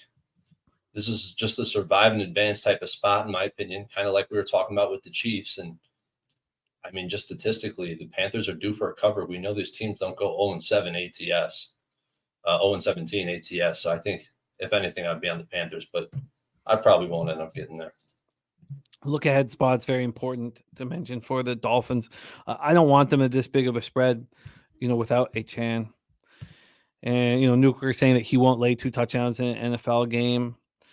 So I know Plus talking about the Dolphins Eagles in week 7. How much interest do they have in this game? So, I want that cat likes the Panthers to cover here. Birdie says lots of value betting against the Dolphins moving forward. If you look at the metrics, they're not grading out overly well based off what they have looked like. Their D is struggling. Spenny Pennybomb says he's learned his lesson with the Panthers this year. No more of that. Says Bryce Young does not look good at all, and the defense is terrible. It's too bad. This defense could have been so good. So with all this being said, I wish I could bet the under, have the balls to bet the under. I don't have the balls to do it, but I think that would be an interesting look here, without Chan being able to. I'd also love, if this, I can't do it. I don't want the Dolphins in a game where they don't care about it. I don't want the over in a game that they just want to get out healthy and they don't have their superstar running back. There's nothing here that's appealing at all. So let's move on. Next up for us, 1 p.m. Eastern. My Indianapolis Colts. That's what's it's become. I'm starting to really fall for this football club. 3-2, 2-0 on the road at the Jacksonville Jaguars. 3-2, 1-2 at home at Everbank Stadium. Jacksonville, Florida. 74 Fahrenheit, sunny, 11 miles per hour. AOD now. It's great to see you. Let's take a look at the line history here on this one. We have these Colts. Well, we'll start with the total. The total is sitting about 46. It's listed as 46.5 here, minus 120 to the under at Pinnacle. So it's basically a 46. This did open up at 45.5 and it climbed. So when it first climbed up to 46.5, it was basically a pick 'em. Then the under started getting bet heavily in Indianapolis, Jacksonville. Let's take a look at the spread here for Colts, Jags. We're sitting here with the Jaguars as 4-point favorites. They opened up at 4.5. It's dropped a half point down to 4. Let's take a look at the cash flow for this one. We have the 85% of the tickets and 98% of the cash on the Colts. That's a lot of money on the Colts. Now, there's just 15,489 tickets in, but it's a lot of money. From a total perspective, 74% of the tickets and 99% of the cash on the under, yet it's climbed up. Sammy Comer says Colts first half +3, fading Jacksonville early off their trip to London. Like the Colts to continue momentum. Minshew revenge game as well. It is a Minshew revenge game. And Nuclear says truth is Minshew better than Richardson. Not in the long run. I wouldn't say that in the long run. Leonard Welch in the house. What up, Leonard? He's on the Colts +4.5. Has that in his pocket. Nate Dogg leaning towards Jacksonville. Markel taking the Colts. Harold Williams, early lean Colts. And AOD says Rabenga, Minshew. And Slatsy says Jags 2-8 straight up, 1-9 against the spread. Last 10 Florida home games. He grabbed Colts +4.5 today. Rand says the Colts hang around. Terry Walker says the Jags. Colts snapped their 7-game home losing streak with a big 23-16 win at home over the Titans. I'm still angry that I wasn't on it. They lose Anthony Richardson to a shoulder injury. Grade 3 AC joint sprain. He'll be out 3 to 4 weeks, which means it's Minshew time. Richardson was 9 of 12 for 98 yards before he left. Minshew came in, was 11 of 14 for 155 yards. The game was supposed to be highlighted by Jonathan Taylor's return, but the big story was Zach Moss. What a monster. It was a 4th-ranked run defense. He gashed. 23 times he ran for 165 yards, 2 touchdowns, caught 2 passes for 30 yards, averaged 7.2 yards per carry. And that's his second 100-yard rush game over his last 3. And that's not all. Josh Downs, 3rd-round pick out of North Carolina, best game in the NFL, caught 6 passes for 97 yards.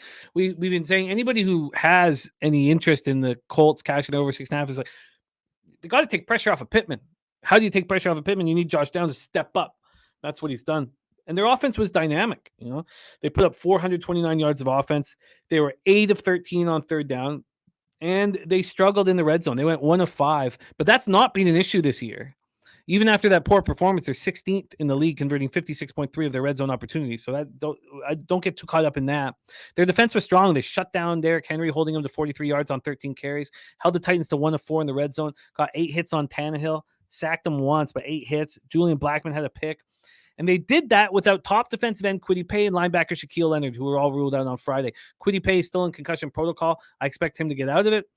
With Shaquille Leonard, I don't know if Shaq Leonard's going to be out there or not, but he's not the same player he was 2 years ago. And I have a vividness bias of him being this ultra important defender, and maybe he's not quite that anymore. Mo Alley Cox, though, their tight end, he entered concussion protocol after the game. So hopefully Kwity Paye's back, but I don't know if Mo Alley Cox will be. The Jaguars return home after a very successful trip to the UK. Saw them defeat the Falcons 23-7 and the Bills 25-20. Against the Bills, the offense looked great, man. 474 total yards. They held on to the ball for 38-12. I mean, that is the recipe if you want to beat the Bills. Keep Allen off the field. They were 10 of 18 on third down. Now, there's a bunch of injuries on the Bills defense, and it's sad for anybody who's got futures on the Bills. Sad. That's the problem with the futures market. Lawrence went 25 of 37 for 315 yards as a touchdown. He did fumble 3 times, losing 2 of them. Calvin Ridley was excellent, caught 7 passes for 122 yards. Kirk caught 6 for 78, and Travis Etienne ran 26 times for 136 yards and 2 touchdowns. The defense bent but didn't break, and they held the Bills to just 29 rushing yards. They didn't register a sack, but they hit Josh Allen 6 times. Darius Williams had an interception. So there's a lot of things that are important here. First off, Walker Little is being diagnosed with an MCL sprain. So he's expected to miss a few weeks. He started the first 4 games of the season at left tackle while Cam Robinson was serving a suspension. Cam Robinson came back, and Little was moved inside, and that was his first career start at left guard on Sunday. And it lasted just 11 snaps before Little left the game with an injury. Through the first 5 games of the season, Little is the Jaguars' highest graded offensive lineman on Pro Football Focus. He's the second highest graded player on the offense behind just Trevor Lawrence. So you're going to have Little out of action. So that means Tyler Shatley and Ben Barch, either or, take over at left guard. Barch started the first 3 games of the season, and he was replaced by Shatley because he wasn't playing well. And then it was Shatley who played the remainder of the game when Little went down. It looks like Zay Jones, regarding his knee injury, it looks like he's day-to-day now. They got good news there. But that is a big loss with Little. And I want to back the Colts so badly, but I don't want my new fandom for Steichen and this football team to get in the way of making a smart bet. So I haven't bet anything yet. Take it away for us here, Troy. We're at Everbank Stadium, Colts, Jags. Yeah, last week was about as perfect of a spot for the Jags as you can get. And unfortunately, they played him in my contest. I didn't have my hard-earned money on him, but I'm not flipping on my general position with this Jags team yet. My whole thing was shorting the Jags, and I was planning on doing it all season. So that's why I did not bet on the Jags last week, even though I did play them in my contest. But this team is just not what people think it is. The pass rush ranks 29th. They had no sacks last week, only 9 sacks on the season. Offensive line is bottom 5 in the league. They're 25th in both pass and run block. Trevor Lawrence has 3 fumbles, and he's not protecting the ball. Should have cost him the game. I mean, 100%. I'm surprised that they were able to come out with that win after watching him fumble in high leverage spots where they needed points, and they ended up with 0 points on 2 possessions because he fumbled the ball. O-line, they cannot protect him. You could tell he's uncomfortable in the pocket. And can they take advantage of the Colts' weak secondary, taking that into consideration? Because the Colts are able to draw up some pressure. Their defensive line is one of their strong suits on their defense, especially. Their secondary is where they grade out below average. But Trevor Lawrence, I still think, is a top 5 quarterback. I think he actually grades out that way too for PFF purposes. But at the same time, it's like, if you can't block for him, now they're losing Little. It's going to be hard to overcome that, in my opinion, because it was an already bad unit. When you look at the Colts, they have some pieces on both sides of the ball. I think it was extremely impressive what they were able to do on the ground against the Titans. Their pass rush, they're top 10 in the NFL in sacks, and and this Jags defense grades out as 22nd against the run. I just see mismatches in favor of Indy. Shane Steichen, your love for him and your love for this team. Just, I think about it every week when I'm watching the Colts or rewatching the Colts. I think about how high you thought of this guy, and looking at this Eagles offense, how could you deny what he was to that team and what he is to this Colts team? Indy, top half of the NFL, 16th, like Jimmy said, in the red zone. Last year, this team was 30th in the NFL. Yards per game, 12th in the NFL. Last year, 27th. My only hesitation with the Colts is that, their strength of schedule is kind of weak so far, 26th graded in the NFL so far. But the market sentiment's kind of flipping with these two teams. I feel like you've seen a lot of public action on the Jags for the most part throughout these first few weeks until last week when the public was on the Bills and they got crushed. And I still I think this just kind of confused me a little bit, because now I feel like the Colts are starting to become more of a public team. People are starting to gravitate towards this Indianapolis team. But I think that this team is just catching points. It's too much to pass up. They have revenge from week 1, and the line functionality suggests a lot of strength towards the Colts, in my opinion. At home in week 1, they're plus 4.5. They lose. They don't cover. Now on the road, they're plus 4.5 again. They're going to dominate the line of scrimmage, I think, offensively and defensively. Jags as home favorites the past 2.5 years, 0-5 ATS as a home favorite. And now they're coming back from 2 games in London. I feel like this is almost a perfect spot. I'm heavily thinking, I already bet the Colts plus 4.5, and I'm going to have more than one bet on this game when it's all said and done. Yeah, I agree with everything. I also think if this moves, it feels like it's slowly moving to the over. And if that's the case, Colts team total over 20.5. Now, at this point, 74% of the tickets and 99% of cash is on the under. I need to sit with that. I mean, the market isn't showing any concern of these big bets on the under. Rod Zawacki says Jags have covered 8 straight versus the Colts, and everybody and his mama on the Colts. Jags roll -6.5. Spenny Pennybomb saying that the issue is the Colts secondary. That's being the issue here, and that Kirk and Ridley are going to eat. I want to bet the Colts, and I would like to bet their team total over. I would like both of those spots here. At 20. The secondary, I agree. The secondary is a cause for concern in this game. But once you get in that red zone and that field shrinks heavily, are they going to be able to put the ball in the end zone? And I think the Colts have done a pretty good job keeping people out of the end zone so far. 85% of the tickets and 98% of cash. That's not a side that I would like to be on. I'm a little surprised right now that so much money. That the public is going to come in who've seen the Jags win 2 weeks in a row. You expect that to be it. And that's the thing. I don't think the public is betting these games on Tuesday, on Monday. I don't think those are public tickets. The vast majority, I would say, are not. I know none of my boys are betting the games. They're not betting until Sunday, right? It's bankroll. They only have a finite bankroll, and they're betting things every day. Rod Zawacki says, didn't Atlanta win coming back from London? They did. Birdie says, this is sharp action. All right. I can understand Rod's sentiment, but I do feel like this is the spot to sell the Jaguars high. And I want the Colts and the Colts team total over. I wonder if I need more time to sit with it. And then all this money that's being bet on the under, I wonder if that is, look, Pinnacle moved it up a point, so I shouldn't be too concerned. Right now, Troy is already on the Colts plus 4.5. And I would like to have them at 4, and I would like to have the Colts team total over as well. Okay, that is Colts, Jags. Let's move on. Next up for us, 1 p.m. Eastern, New Orleans Saints 3-2, 2-1 on the road at the Houston Texans, 2-3, 1-1 at home, Energy Stadium in Houston, Texas. Saints did me nice on Sunday, plus 110 casher. Let's take a look at the line history here for this one. I'm really excited about watching this football game. This total right now is sitting at 42.5. It is juiced to the under.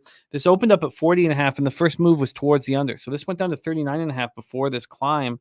And then once it got up to 42, it dropped back to 41.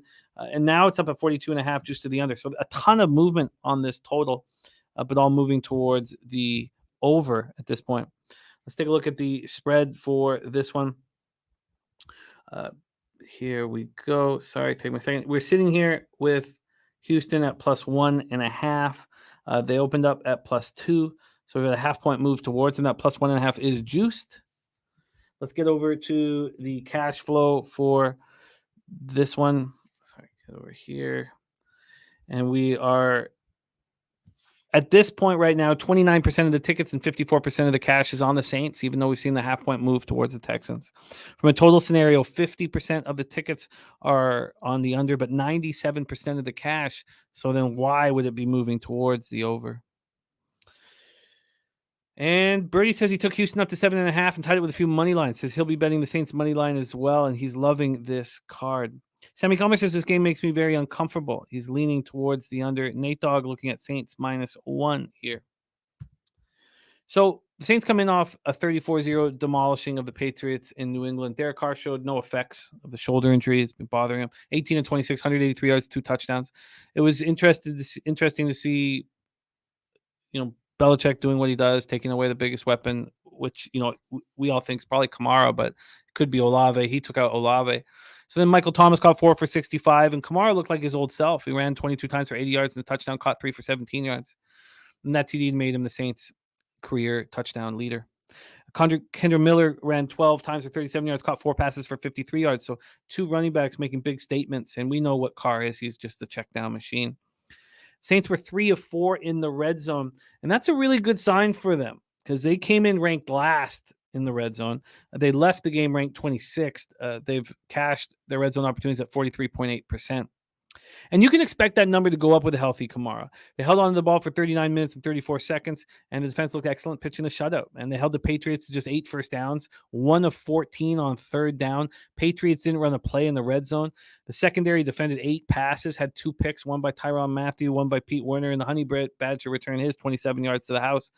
A strong safety, JT Gray, exited in the third quarter with a hamstring injury, but it looks like he's going to be okay. This is a pretty healthy Saints squad right now. This is about as good as they've looked. Houston comes in off a tough 21-19 loss at Atlanta. C.J. Stroud continued his impressive start to the season, 20-35, 249 yards and a touchdown.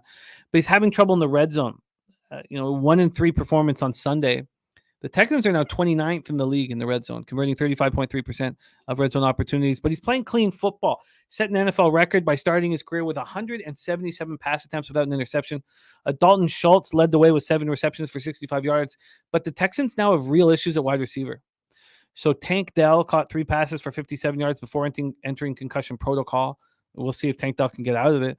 Robert Woods left in the third quarter with a rib injury. We don't know the extent of it yet. But if you take Tank Dell and Robert Woods off of that group, then it's really weak. I mean, it's not that strong to begin with. We're still waiting on Dameon Pierce to have that breakout game. I know it's coming. He ran 20 times for 66 yards, but he needs there to be offensive weapons for him to kind of be an afterthought so that he can bounce and have a big day. It will be tough here against the Saints run defense, 8th in the league, allowing 91.6 rush yards per game. Even with the help of 3rd overall pick Will Anderson Jr., this group isn't getting enough pressure on opposing quarterbacks. They didn't register a sack. They only got 3 hits on Ritter, and they allowed Ritter to throw for 351 yards. We expected more from this secondary when Jimmy Ward came back and with Jalen Petrie, healthy again. Take it away for us here, Troy. Saints, Texans at Energy Stadium in Houston, Texas. Last week, I was hoping the Texans would lose, not only because I had 3 units on the Falcons to win, but I wanted to back them in this spot against the Saints. And I was surprised to see what happened with the Saints game. But C.J. Stroud, he continues to prove his haters wrong every single week. He marched on the field, needing a touchdown on his last drive, and that's exactly what he got. Now, in all fairness, despite how good C.J. Stroud looked, he missed some throws this last game. And actually, he threw a pick that Jesse Bates surprisingly dropped on that last possession. He struggles versus man coverage. That's pretty evident. I feel like he couldn't sneak it into the windows he usually would in zone coverage. And like you said, they struggle in the red zone. The grade out is one of the worst in the NFL. The good thing is that C.J. Stroud is only sacked on 15% of his pressures, which is on the lower end of the NFL. And this Texans defense, I think that's what impressed me the most about this game. Sure, they benefited from a few fumbles, but this coverage was insane, and it forced Ritter to make incredible throws that I'm not sure he could repeat. Those windows were extremely tight. D'Amico, man, he knows how to scheme. This guy's a really good coach. This team is really well coached. Probably one of the best coach teams in the NFL, working with what they have in terms of skill on their roster. The bend but don't break defense is just beautifully done by D'Amico. And the Saints coming off this blowout win, I thought that this was a perfect spot to fade them because I wasn't impressed with what I seen. I watched every snap and almost threw up in my lap of what I was seeing out of the Mac Jones and the New England Patriots. They were 3 out of 4 in the red zone, and I don't think that was really Carr's successes. They did switch up the offense a little bit from what we've seen out of the Saints, so that's actually that's if you're back in the Saints, you should be happy about that because what they were doing was definitely not working. Under pressure, Derek Carr gets sacked on 27% of his dropbacks, but can Houston take advantage of that? That's bottom 3 in the NFL, and we know that this pass rush has not been successful so far. And this Derek Carr, 28th in success rate at the QB position so far year to date, and that's kind of to be expected at this point from Derek Carr. Now, that last game that he played versus the Bucs where he was clearly injured, maybe that's holding a little bit too much weight and adding to those numbers, but I still think that remains to be seen. The Saints defense, I mean, this defense looked impressive. The secondary is incredible. But let's look at who they played. It's very mediocre competition. Their strength of schedule right now, they've had the 4th easiest strength of schedule, 28th in the NFL. They played against the Pats, the Bucs, the Packers, the Panthers, and the Titans. What's a good explosive offense that I just read off that list? There's not one. I mean, the Bucs, they're not a very explosive, high-flying offense, but they put up 26 on this Saints team. I just think that remains to be seen as well. I think the Saints, until they prove to me that they could a lot like I think of with the Ravens, I think that there's still value in some of these other teams that these guys are playing because their defense is perceived to be great, but we haven't seen them play anybody. What happened to the Cowboys as a corollary point? But I see this game coming down to one possession. Both teams should have success defensively, especially in the red zone. Texans have proven their ability to compete and win against good defenses and good teams this year. And the Saints team secondary is built perfectly to defend the Texans. So it's like I definitely started looking towards the under a little bit more. I haven't gotten there yet. I need to spend more time with it.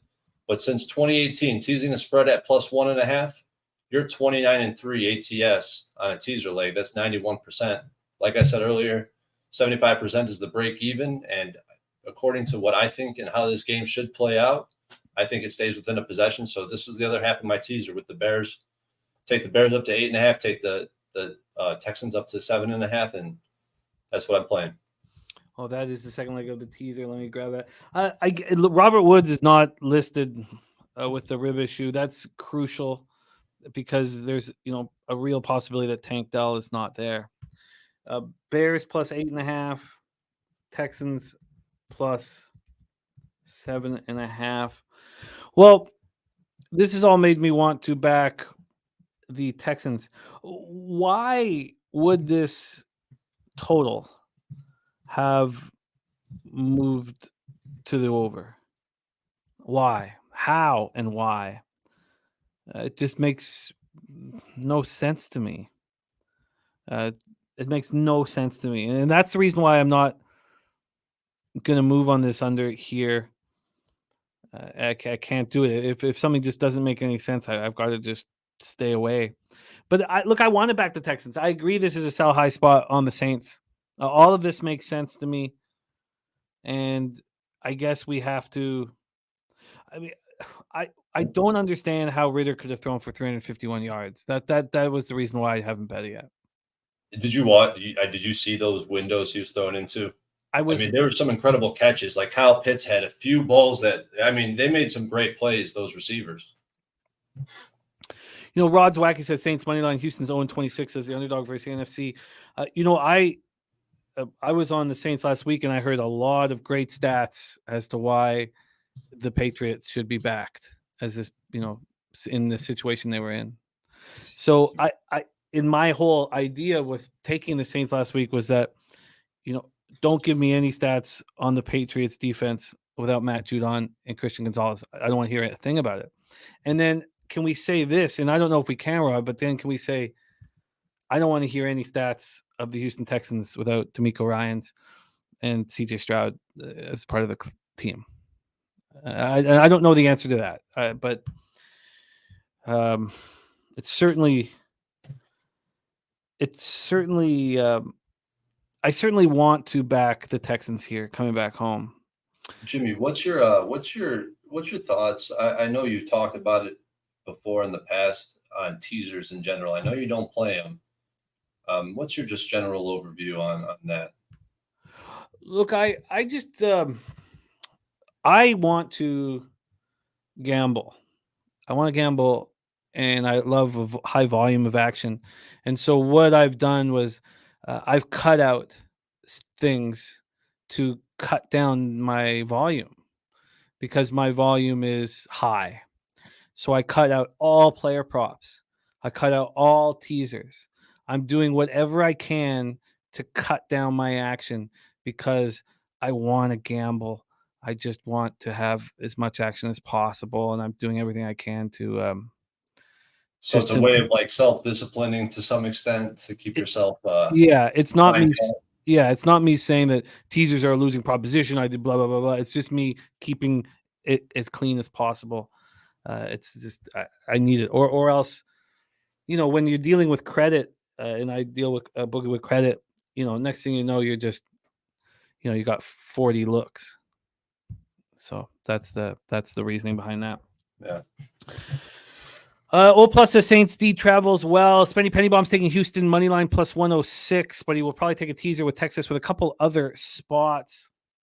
All right, let's roll on. And love having all these differencing of opinions in the chat here, and love your thoughts, Rod. And it makes it so much fun. It adds extra layers of intrigue when you're on the other side of a cap you respect. And I have enormous respect for Rod's wacky. Saints, Texans. I'm going to want the Texans. We already heard the teaser spot. Do you have interest in just taking the Texans plus money line? I just feel so confident in the teaser, getting it up over a touchdown at this point. If you can get the 1.5, it's just hard for me to want to play the number itself when I really, really have faith that this teaser is the right move. I feel you. All right, let's move on to afternoon action. 4:05 p.m. Eastern. New England Patriots 1-4, 1-1 on the road at the Las Vegas Raiders. 1-3, 0-1 at home at Allegiant Stadium in Las Vegas, Nevada.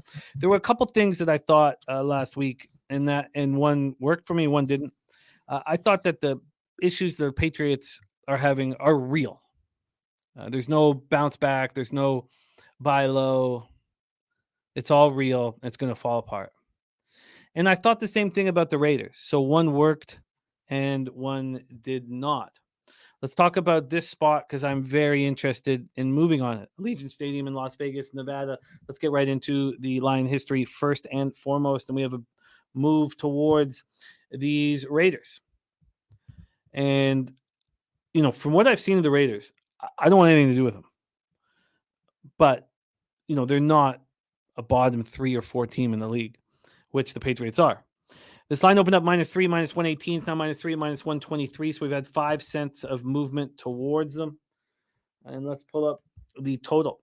This total is sitting at 41, and I want to be on the under badly. This opened up at 41, and there's been actually a 5-cent move towards the over, which surprises me. Sammy Comer says Mac Jones 0-12 against the spread as a dog, but absolutely not laying points with Las Vegas here. Rand says Raiders or under. Nick Dog on Raiders -3. And Terry Walker says fading my Patriots. He's on Vegas. And Ron Crawford says Pats are 24-5 off a home loss of 21 or more as a home favorite. Look, we got those stats last week. And I just put a line through them. I don't care what, and I love hearing them. So don't get me wrong. I love hearing them, but I don't care about what Belichick has done, what the Pats have done, because Matthew Judon could have been the defensive MVP. I thought he was last year at times. And then Christian Gonzalez is his first-round draft pick who wins NFL Rookie of the Month. You can't just take those two. Who cares that they picked up J.C. Jackson? You just can't take those two players off the field. So let's move on to the cash flow here in this one. We have Sorry, should I have this set up? Here we go. We have 45% of the tickets, 32% of cash on the Raiders, 55 and 68 on the Patriots. And I don't want either of these teams. So I don't see it as a buy low opportunity on the Patriots. I do think it's a possible sell high opportunity on the Raiders, but how high could they possibly be? They didn't look good against the Packers. Just the Packers looked like trash. 87% of tickets on the under, and I want in on this under. I want it as soon as possible. And Spenny Penny Bombs, I mean, here is a Patriots guy. He knows this team inside and out. And Judon and Gonzalez are just a massive, massive, massive loss. Patriots coming off the second worst shutout loss in franchise history, 34-0 at home to the Saints. Drops Patriots to 1-4 for the first time since 2000. That was Belichick's first season with the Pats. They've yet to score 20 points, 5 games in the season. Only been done 3 times before by the franchise, 65, 71, and 95. 10 turnovers. As usual, their offense was a disaster. But for the first time this year, they can't even count on their defense. So Mac Jones was 12 of 22 for 110 yards, 2 picks, lost a fumble, pulled second consecutive week. Zappy comes in, looks no better, 3 of 9, 22 yards. Kendrick Bourne led receivers with 2 catches for 43 yards. It didn't matter if the ball was in Ramondre Stevenson's hand or Zeke's hand. Nothing good was happening. They combined for 45 yards on 16 carries. They got 8 first downs. 3 of those came by penalty. They were 1 of 14 on third down, 0 of 2 on fourth down, 156 total yards. The defense could get no pressure or stops. 2 sacks, 2 quarterback hits. They let the worst team in the red zone in the league go 3 of 4. The Saints held the ball for 39 minutes and 34 seconds. Jawan Bentley hurt his shoulder in the game. You have wide receivers DeMario Douglas and Juju Smith-Schuster both in concussion protocol. Would you want to come out of concussion protocol to play for this garbage fire? Right guard Mike Onwenu left in the third quarter with an ankle injury. He didn't return. Now, Trey Flowers is eligible to return. I would be interested to hear if he is, because he's been on the PUP list. Cole Strange also is questionable. And we know that the offensive line been dealing with injuries since the summer. The Raiders are on a short week after their big 17-13 win at home over Green Bay on Monday night. Jimmy G, 22 of 31, 208 yards, touchdown and a pick. Jacoby Myers caught 7 for 75 and a touchdown. Devontae 4 for 45. Josh Jacobs ran 20 times for 69 yards and a touchdown, caught 5 for 20. Their defense still struggled to get pressure. I mean, it's a pretty easy proposition. You need to have one good offensive lineman or double up Max Crosby, and no one else is going to hurt you. They held the Packers to 1 of 3 in the red zone. That's big for a team like the Raiders that ranked 25th in the NFL, allowing TDs on 66.67% of red zone opportunities. Held the Packers to 4 of 12 on third down. And then you had Robert Spillane, with 2 picks. He's only had 1 in his entire career. Amik Robertson made that game-saving or sealing pick. And then this team's still thin at cornerback. Nate Hobbs being out with the ankle injury, Jacorian Bennett with the hamstring injury. They both weren't there, but those guys stepped up, especially Amik. I want the under. I want the under, and I want it now. I want it as soon as possible. And take it away, Troy. Floor's yours. Allegiant Stadium, Patriots, Vegas, Raiders. Yeah, I continue betting on this Patriots team, thinking Belichick will right the ship. Fool me once, shame on you. Fool me twice, shame on me. Fool me 3 times, and I'm just a fucking dumbass, because that's what I feel like betting on him last week. The Patriots, I'll be quick here because, let's get to it. The Patriots would have been better off punting on first down than playing offense this past week. They can't block. Terrible play calling, in my opinion. No play action, no RPO. Nothing that, really floats my boat. Bad quarterback play, 6.5% turnover-worthy plays this season. Bad decisions consistently. The Patriots are on my hell no list. Let me just cut to the point. They're on my hell no list. Certainly won't be betting on them. And if I fade them and lose, I'll just lose my mind. So there's no way I'm betting this game. Let's just take it a step further here. A lot of these books are hanging the -3 at -108. Bovada's moved it to 3.5. Interesting. Pinnacle's moved this as a very juicy 3, -123. Will Hill hanging the 3 at -115. And what would your expectation be if right now this week the Patriots were coming to Lambeau to face the Packers? Would the Packers be 4-point favorites? And in that spot, would you think? Because I don't know where to grade the Packers at this point. And yes, I was disgusted. And look, I know how important Aaron Jones is to that offense, but maybe this is just another mistake, then maybe the Raiders need to be bet here. Maybe the Patriots are this sort of garbage fire right now that the Vegas Raiders feel good about themselves.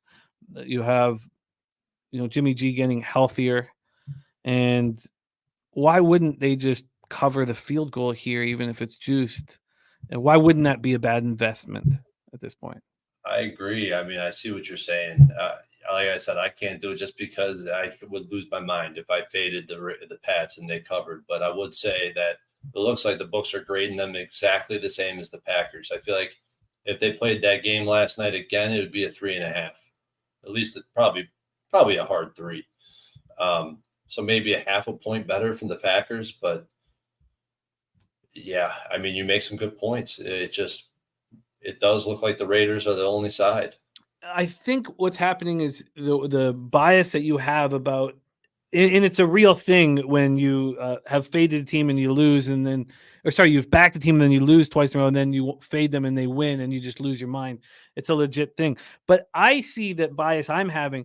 I was not impressed with the Raiders last night, and yet they won. Yeah. The market moved heavily against me, and I was still disgusted with the way the Raiders played. I do not think that's a tough team to beat. But that's why I'm not on the Raiders right now. And then Birdie's saying, look, this Patriots team sucked with Judon and Gonzalez out. They're just horrible without them. And he says, not sure why the Raiders aren't a good look here. Pat's given up 70 points, scored 3 in their last 2 games. They've scored 16 points in the last 3 games. He says Raiders are a gift here. And maybe they are. And maybe I have to stop with this rhetoric about, how bad I felt they looked. They still went in the line. I'm with you on that. I don't think it was impressive at all what they were able to do. And I know rewatching that game this morning, I seen Devontae Adams get missed on a couple touchdown passes that were just it never would have happened when you had one-on-one coverage on a couple of verticals, press coverage. I mean, completely missed him. Yeah, I was not impressed. The Sky Dragon says New England isn't that bad. Maybe you're right, DG. I just think Matthew Judon may be the best defensive player or one of the most important top 5 defensive players in the league. And then you have this kid, Christian Gonzalez, and J.C. Jackson coming to replace him. But that's all. There's no replacing that kid, though. He was every bit as good as advertised. All right, I'm going to move on both the Raiders and the under, and I'm going to get the Raiders in as soon as possible. Preston Nickell says there's more bad teams in the NFL than ever before. Says he discusses it with Slaughter on a weekly basis, and it's been working well so far, going over looks and agreeing on spots. Yes, Slaughter is dominating our cappers contest right now. All right, Raiders and under for me. We move on. Next up, 4:25 p.m. Eastern, Arizona Cardinals 1-4, 0-2 on the road at the Los Angeles Rams, 2-3, 0-2 at home at SoFi Stadium in Inglewood, California. Let's get into the line history here for this one. Sitting with a huge move towards the Rams, and it just keeps coming. Now, the look-ahead spot was smaller, but Pinnacle opened this up at -6. -6, and the first move was actually towards Arizona. Now we have the 6.5 at -127. So it is a 7. So just a huge move towards the Rams. Let's get into the total here for this one. It's still on spread. My bad. I got them both up, but they're both on spread. So let me just move over to total. And we have this sitting right now at 49. Sitting at 49. This opened up at 46. We've gone up 3 points. A big move to the over and a big move towards the Rams. 50% of the tickets, 78% of the cash on the Rams. So it's sharp action coming on the Rams. Everybody on the over. 86% of tickets and 90% cash on this over. Cardinals come in off a tough 34-20 loss at home to the Bengals. Dobbs was 15-32 for 166 yards, 2 touchdowns, 2 interceptions. Those were his first 2 interceptions of the year. He also lost a fumble. Marquise Brown led receivers with 4 catches for 61 yards and a touchdown. Rondale Moore caught 3 for 26 and then ran 3 times for 50. And they had to get creative rushing the ball after losing James Conner to a knee injury in the second quarter. It's not expected to be serious at this point, but I would be surprised if he plays this week. And that's part of this big market move, I believe. Because with Conner on the sidelines, you have undrafted TCU product Amari DeMercado. He came in and he looked good enough. Ran 10 times for 45 yards and touchdown, caught a pass for 12. And the Cardinals have been very good in the red zone. They went 2-3. against the Bengals. They're 11th in the league. They're converting 61.5% of the time. The defense got pressure on Burrow, finished with 3 sacks, 4 quarterback hits, but he diced them up, and they couldn't get off the field. Bengals had the ball for 38 minutes and 10 seconds of that game, and Kayvon Wallace had an interception. Budda Baker missed his 4th straight game with a hamstring injury. He's eligible to come back next week. So he can't come back this week, but keep that in mind, especially if the Cards do get blown out, that, we expect Budda Baker to be back, but again, one thing to expect it, another thing see it happen. Safety Jalen Thompson left in the second quarter. There's been no update yet, but if Jalen Thompson is out, that would mean the Cards are without both of their top safeties, and that is a problem against Stafford. Rams coming off a tough 23-14 loss at home to the Eagles. That was for my capping this year. I like that the Saints destroyed the Patriots and again a plus money, but it felt so good cashing with the Eagles. I was so right, and they outgained the Rams 454 to 249. They destroyed the Rams. The Eagles looked absolutely dominant, even though they only won 23-14.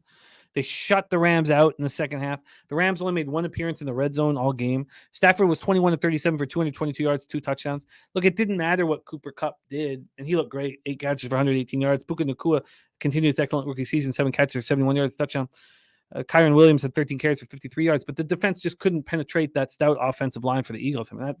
And they couldn't get stops. The Eagles were 13 of 18 on third down. They couldn't get the Eagles off the field. Philadelphia had all on the ball for 37 minutes, 55 seconds. Rams finished with 1 sack and 2 quarterback hits. Kilo Witherspoon had an interception that definitely changed the dynamic of the game. And nose tackle Bobby Brown left on a stretcher. It's a grade 3 MCL sprain. They thought he was going to be done for the season. It's a grade 3 MCL sprain. So they lost Greg Gaines in free agency, and Brown became their starting nose tackle this year. So to lose him is going to hurt them. And Joseph Noteboom missed his first game of the season with the groin injury, and we know how important he is to the offensive line. A lot of moving parts in this thing, and I wonder. I need to know what's going on with Jalen Thompson. If Budda Baker and Jalen Thompson are both out, and then Bobby Brown's out, I think the loss of Jalen Thompson is a much bigger loss because of what Stafford's able to do through the air. So I get this market move towards the Rams, but the Rams aren't that good. Or are the Eagles exceptional? The Eagles are very good, and the Rams aren't that good. I think that's what we saw yesterday, and the score doesn't tell the true story. Take it away for us here, Troy. We're at SoFi in Inglewood, Cardinals-Rams. I think it's amazing how competitive these two rosters and these two teams have been. Cards more so than the Rams, but the Rams' strength of schedule is first in the NFL. Cards' strength of schedule is 6th. These are two battle-tested rosters. The Rams got their two-headed monster in Kupp and Puka, and Puka is a Hall of Fame caliber receiver. I stand by that. I think the kid is phenomenal.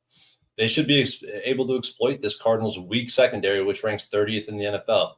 Stafford's advanced analytics are looking almost exactly like they were back when he won the Super Bowl a few years ago. And this is all behind a Rams pass blocking unit that ranks 30th. So how are they able to do that? It's play design. It's Stafford getting the ball out quick and, being very assertive with his reads. And the Cards are 30th in applying pressure. So can the Cards take advantage of this Rams pass blocking unit that struggle? The numbers would say they are going to struggle to do that. And the Rams pass to open up the run. I think that's key because they have been running the ball effectively, and their run block rating is actually 13th in the NFL, 12th, excuse me. But that just shows you that I think that how effective they are in the passing game and how many weapons they have at receiver opens up things for this offense.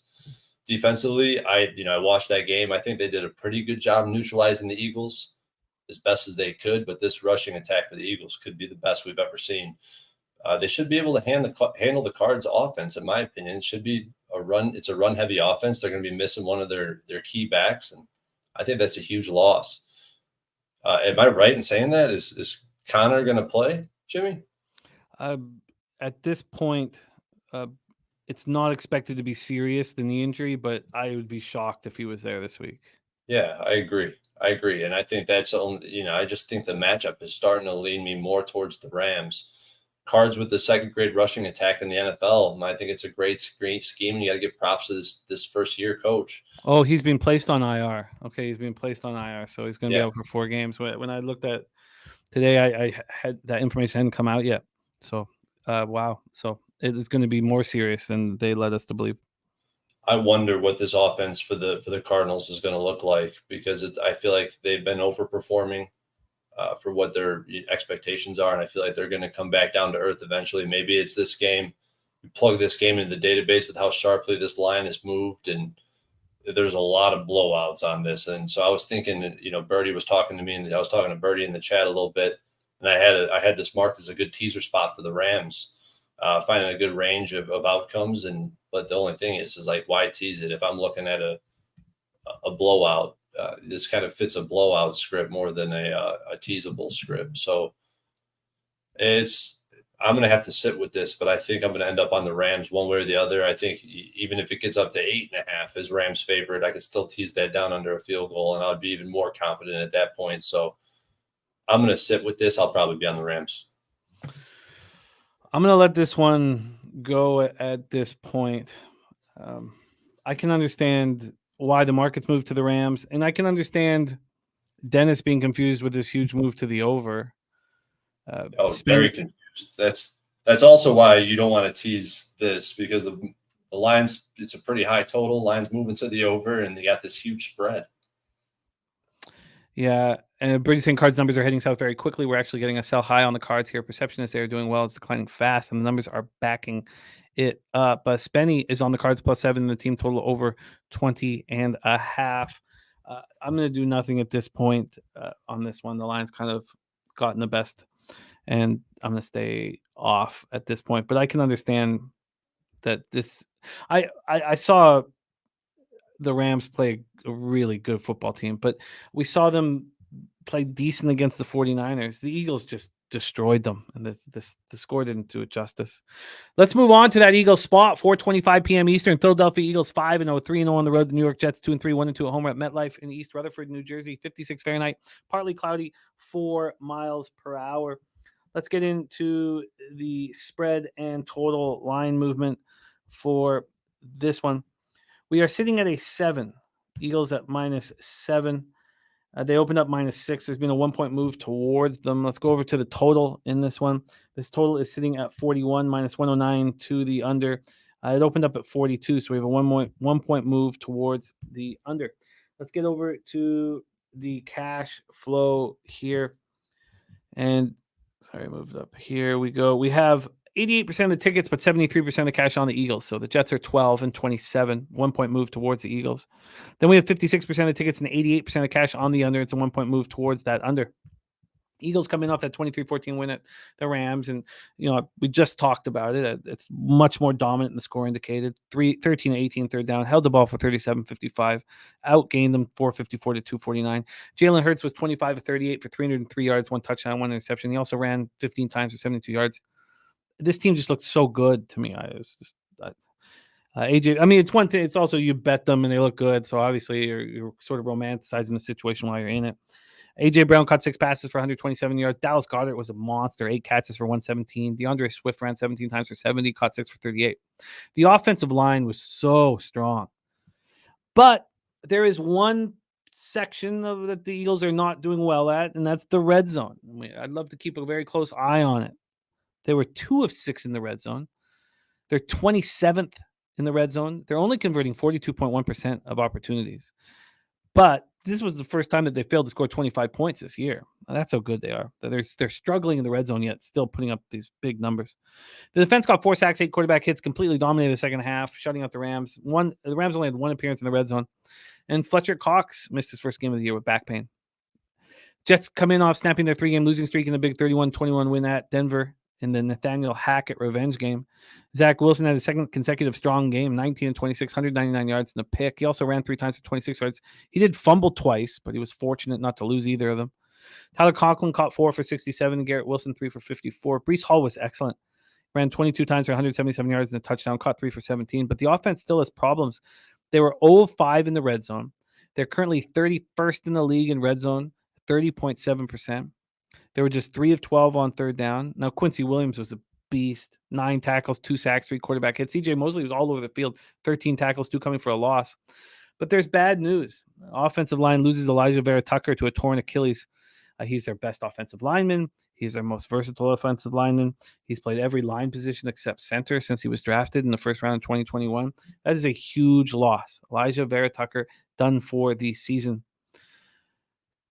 I get this move to the under. Maybe the better look would be just the Jets team total under. The Eagles are capable of suffocating opponents. The team total with the Jets at 17.5 at Pinnacle right now. Now that's heavily juiced to the under at minus 143. So would be the kind of thing I'd look for another book and maybe, find the 7 or 17, excuse me. Take it away for us here, Troy. 4:25 p.m. We're at MetLife. Eagles, Jets. Last week, I was heavily invested in this Jets team, definitely my biggest bet of the year so far. And it wasn't about buying Zach Wilson high. It was about buying the Jets defense low in the market, because look at who they played against: the Bills, the Cowboys, the Chiefs, the Patriots, and the Broncos at this point. So if it weren't for a few outlier plays that Sean Payton, to his credit, drew up, some clever screens, some creative runs, they would have looked a lot worse. Some of the numbers on offense would have looked a lot worse for this Broncos team. And they exposed this Broncos defense, but who doesn't? They dominated the line of scrimmage. The run block is 5th in the NFL. And Zach Wilson was every bit as bad as we remembered. He was terrible. He looked confused from the first snap to the very last, where he threw that pick.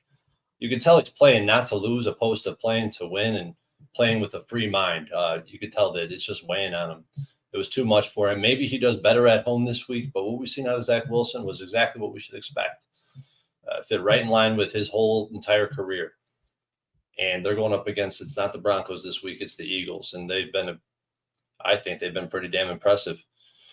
My only concern that last game with the Rams and the Eagles was their secondary, and their coverage rating went from 22nd to 24th after the Rams game, even with that shutout in the second half. I think that speaks volumes to how good the Rams passing attack is, but offensively, the Eagles are starting to get back on track. Best third down conversion rate in the NFL, even though they can't convert in the red zone. Hurts' advanced numbers are regressing back to where he was last year with his MVP candidate performances. And they have a top 3 offensive line, to no one's surprise, in every statistical category you could draw up. So the Jets, why I was so heavy on them last week, part of that was because I believed that they would be able to run the ball and rely on Breece Hall to drive, to turn out yards. And here's the thing: if they fall behind to this Eagles team, they're going to smell blood in the water. We already seen the Jets abandon the run versus a team like the Cowboys. They just completely abandoned it once they got down. I think they only had 15 carries that game.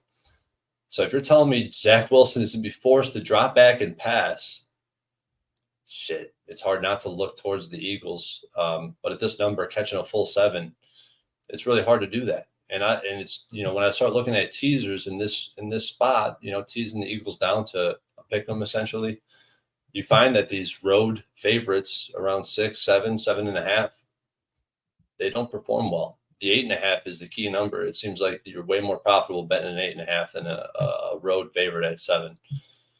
So this is my thoughts on this game. I'm probably not going to have action, Jimmy. What was wrong with the Jets defense against the Broncos? I thought the Jets defense, besides the few big plays, I didn't think I've seen much of a problem. What are you referring to exactly? Is there anything specific on your mind? I just 15 first half points or whatever. I know that they tightened up defensively, and I know they shut down Judy and Cortland Sutton, but I want to bet this under. And my only concern here, are the Jets going to be able to slow down the Eagles? I think, they still rank as one of the best red zone defenses in the NFL. And there was just a few big plays, which we should expect big plays from the Eagles as well. But we know the Eagles like to slam on the brakes in the second half, contrary to what happened last week to some extent. But we know that they just like to grind games out at the second half, and I don't see why that wouldn't happen here. Birdie says Jets are winning this game outright. There's no rush unlike the last 3 weeks where the world has bet Eagles opponents. Now the world's betting the Eagles. Time for a score. Jets money line for him, and Sky Dragon has bookmarked it for trolling. Wow, Birdie's on a couple big dogs on the money line. I love it. I'm going to be on the under in this one. I'm going to bet it this evening. Under in Eagles Jets in East Rutherford, New Jersey. Let's move on to the final afternoon game. Until then, we have the Sunday nighter, and the Monday nighter. Detroit Lions at Tampa Bay Buccaneers. Lions 4-1, 2-0 on the road. Buccaneers 3-1, 1-1 at home at Raymond James Stadium, Tampa, Florida. 75 Fahrenheit, sunny, 12 miles per hour. Start with this total here. This total is sitting at 44. Opened up at 45.5 and has dropped to 44. It actually dropped all the way down to 43. It came back up a point today. So that's a pretty big move to the under, but it's back a point of buyback at 44. Let's get into the spread here in this one. We have it's sitting with the Lions as 3-point favorites, but is juiced to minus 119. It opened up at minus 113. This minus 3 got up to minus 125 at 6 a.m. yesterday. Minus 125. And then it got all the way back to a pick'em, minus 106 each way at Pinnacle this morning. Since then, we've had 13 cents of movement back on the Detroit Lions. So let's take a look at the cash flow then for this spot. We have, gone too far here. We have 32% of the tickets and 67% of the cash on the Buccaneers. So bigger bets are coming in on the Bucs. Then you have 71% of the tickets and 88% of cash on the under. Lions coming off 42-24 home victory over Carolina. Goff 20-28, 236 yards, 3 touchdowns, no interceptions. Without Amon-Ra St. Brown due to that abdominal injury, when he's probably also resting the turf toe. Craig Reynolds led receivers with 4 catches for 76 yards and a touchdown. Sammy Laporta continued his impressive play, 3 catches for 47 yards, 2 touchdowns. Dan Campbell says that he expects St. Brown to return to the lineup on Sunday. He leads the Lions with 26 catches for 331 yards receiving, coming off that Pro Bowl season. Laporta, what a beast he's been. 25 catches, 289 yards. Reynolds caught 16 catches for 291 yards and 3 touchdowns. David Montgomery was a monster. 19 carries for 109 yards and a touchdown, also caught 2 for 20. The Lions were a perfect 4 for 4 in the red zone. Important to keep an eye on for total bettors. They're now 7th in the league in the red zone conversion at 63.2%. Aiden Hutchinson had another monster game. 3 tackles, team's lone sack, one of the team's 2 interceptions. They got 6 quarterback hits. They did allow the Panthers to go 3 of 4 in the red zone, and it's a problem for the Lions. That's why a lot of their games have gone over. They're now 24th in the league. So not only are they good offensively in the red zone, but they're bad defensively there, allowing touchdowns on 64.1% of their opponents' red zone drives. Left starting guard Jonah Jackson was in a walking boot in the locker room after Sunday's game. Halapulavati Vaitai was active on Sunday, but he did not play on offense. So he was recovering from the ankle injury. Campbell said if the Lions had needed him, he would have played. So he was played special teams, but he would have played. Rookie safety Brian Branch missed Sunday's game with the ankle injury suffered against the Packers. Campbell wouldn't let us, wouldn't commit whether, it sounds like he's not sure if Brian Branch will be back. Emmanuel Mosley left the game in the first quarter. So it looks like, it looks like he's going to be okay. I'm not sure. I tried to get more information on Emmanuel Mosley. I couldn't get it. The Buccaneers coming off their bye week. They were last seen a dominant 26-9 road win at New Orleans. We were all on them, and the market moved heavily against us, and we still cashed very easily. Baker Mayfield, 7 touchdowns, 2 interceptions for 882 yards, completing almost 70% of his passes. They've beaten the Vikings and the Bears and the Saints. Not very good football teams. They lost to Philadelphia badly. Their defense looked very good against the Saints. They got destroyed on the ground against Philadelphia. They allowed 201 yards on the ground. And then against the Saints, they only allowed 70 yards rushing. It was important. And they're healthier. Mike Evans left in the first half because of a hamstring injury. Godwin was a monster, and then Cade Otton stepped up. And then you have these young wide receivers and Trey Palmer and Devin Tompkins. They all caught TD passes. And the bye week is going to give several players an opportunity to come back. So Evans will be back, cornerback Jamal Dean, rookie defenseman Kalijah Cansey, all had the opportunity to get rest, much needed rest here. I'm not certain what to do in this spot. We have 2 very different football teams. Couldn't be more different. And this Buccaneers team really believes in Baker, and Baker knows this is the chance of a lifetime to have a career in the NFL. He's not taking it for granted. It seems like he's really locked in. Take it away for us here, Troy. Lions, Buccaneers, Raymond James Stadium. Lions are climbing up the rankings. my power rankings, pretty much every power ranking you look at, the Lions continue to climb. Execution on offense is only matched by the 49ers year to date. Defensively, continuously grow and get better each and every week.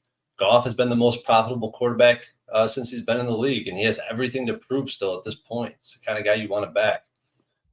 Goff is the number 1 rated quarterback according to PFF. He is the second highest big-time throw percentage at 5.5, right behind Brock Purdy. And his turnover-worthy plays is 1.7%. That's second in the NFL. He's only sacked on 12% of his pressures, and he's not pressured very much.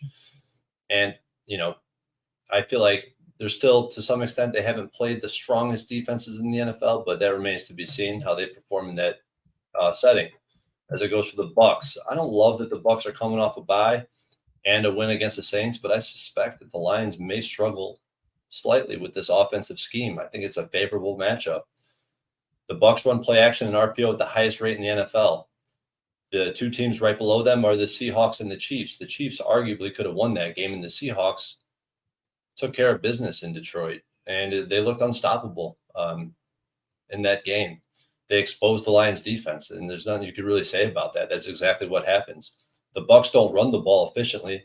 They run it to set up play action, and I don't think that they're going to be depending on the run game other than exactly like I said, using it to set up play action and to keep the defense honest. I don't think they have intentions to run the ball effectively in this game because that's not where they have had success in the past, and that's not where the Lions are going to allow them to be successful. And when it comes to Baker Mayfield, he's having a career year across the board. 70% completion rate, that's the best of his career. 2.3% turnover-worthy plays, best of his career. Only sacked on 8.7% of pressures, best by far in his career, and he's making good decisions. And statistically, look at the Bucs. I mean, they're a great third down defense and red zone defense. I mean, I think Bucs are a worthy opponent in this matchup. I think the schematic kind of favors the Bucs, and it's hard to say that, but I really believe that. And just looking back at that corollary game, as I already mentioned, that Seahawks game, if the Bucs can do their thing on third down and in the red zone, I don't see why that they can't cover a 3.5. I already bet the Bucs. I tweeted it out at 3.5. It's down to 3 to a lot of books, but I wouldn't be opposed to grabbing a 3 and waiting for that 3.5 to come back out and hammer. I already threw a couple hundred on that 3.5, but if it starts to move down and closes at 2.5, 2, 1.5, potentially, who knows? Maybe I'll look on the other side and try to find a middle because I think that this game lands on 3 a high percentage of time. But I'm on the Bucs. Bucs plus 3.5. What was the juice you got on that? Minus 115. Well, that's not even too expensive. Plus 3.5, minus 115. And yes, Mosley is done for the year. So that information is done for the year. God, it's heartbreaking for the kid. Back-to-back years. Too bad. I like where you're at here. And, I think that getting that hook is crucial. I also agree with this move towards the under. I just don't see the Buccaneers playing in high-scoring games. So, at this point, you have 71% of tickets, 88% of cash on the under, but at least it's moved a 1.5. And you have 68% of tickets, 33% cash on the Lions. Rod Zawacki saying teams getting 50% or more of the bets are 44, 27, and 3 against the spread so far this year. And that number gets even better, ATS, if you look at dogs getting the public action. And which is not the case here, right? This is, we got the home dog. But it's important note because you've been showing how much it can hammer. Spenny says he can get the 3.5 and he's going to jump on it. Oh, Terry, thank you for supporting the show. Birdie says, I'm glad I'm the money line only. If this gets back to 3.5, probably will come back on the Bucs spread. And yeah, I want the Bucs. I feel like this is a tricky spot for the Lions. But I think that 3.5 is crucial. So I'm going to be taking a look here at the Bucs 3.5 alongside you, Troy. But I'm also going to move on the under. I'm considering the under. This is right in my wheelhouse where I like to bet it. Lions moving towards the under between 42.5 and 44.5. This is right where I like to bet under. So that's definitely on my list. I might bet it by the end of the show. Yeah, I like it. The Detroit Lions' ability offensively in the red zone. We know what the Bucs defense is like, and they're going to be even stronger. With the return of Kalijah Cansey and Jamal Dean, and then you have the weakness of Detroit's their red zone defense, but Baker Mayfield he's thrown 7 touchdowns in 4 games, which has surprised a lot of us, but I'm not concerned of the Buccaneers running up a score. So, so this under spot between 42.5 and 40, between 42.5 and 45.5, line moves towards the under, spread between 3, plus 3 and minus 3. The under is 8 and 2. I'm in. We'll be betting it tonight. Let's move on to the Sunday. I'm with you, Jimmy. Mark me down for the under in this game. I'm with you. Beautiful. Well, what I'll do is I'll wait to the number that you get when you tweet it out, but I will put it here as the under. Troy is also on the under as well. All right, let's roll on to the Sunday nighter. New York Giants 1-4, 1-2 on the road. The Buffalo Bills 3-2, 2-1 at home. At Highmark Stadium, Orchard Park, New York. 52 Fahrenheit showers, 8 miles per hour in upstate New York. Pinnacle has moved this. Well, it's not a real 15. This opened up as a real 15, as a pick'em. Since then, though, the Giants at plus 15 are minus 125. So it's a 14, or 14.5. So we do have slight movement since the line came out at Pinnacle towards the New York Giants. And then from a total scenario, we are sitting at 44.5. This opened up at 46.5. It's dropped 2 points down to 44.5. Take a look at the cash flow then for this spot. And we have 46% of the tickets and 83% of the cash on the New York Giants. That's not an easy thing to do. And then you have 41% of the tickets and 85% of cash on the over. Giants come in off yet another ugly loss, 31-16 at Miami, and the score flattered them. Outgained 524 to 268. The offensive line has been abysmal, and it finally really caught up to them. The Giants started their 4th different offensive line of the year. Ben Bredesen moved to center. John Michael Schmitz Jr., who was out with a groin injury, that's why he had to move to center for John Michael Schmitz. Jones was sacked 7 times. Seattle took him down 10 times, and he was hit 14 times. And one of those injured Danny Dimes' neck. Jones said it's not the same as a neck injury that kept him out for the final 6 games of the year in 2021. He was 14 of 20 for 119 yards before he left. Dable is trying to be optimistic about he being able to play, and Jones said it. Jones said that that's certainly the goal, is to play this week. But he'll need to be medically cleared for contact.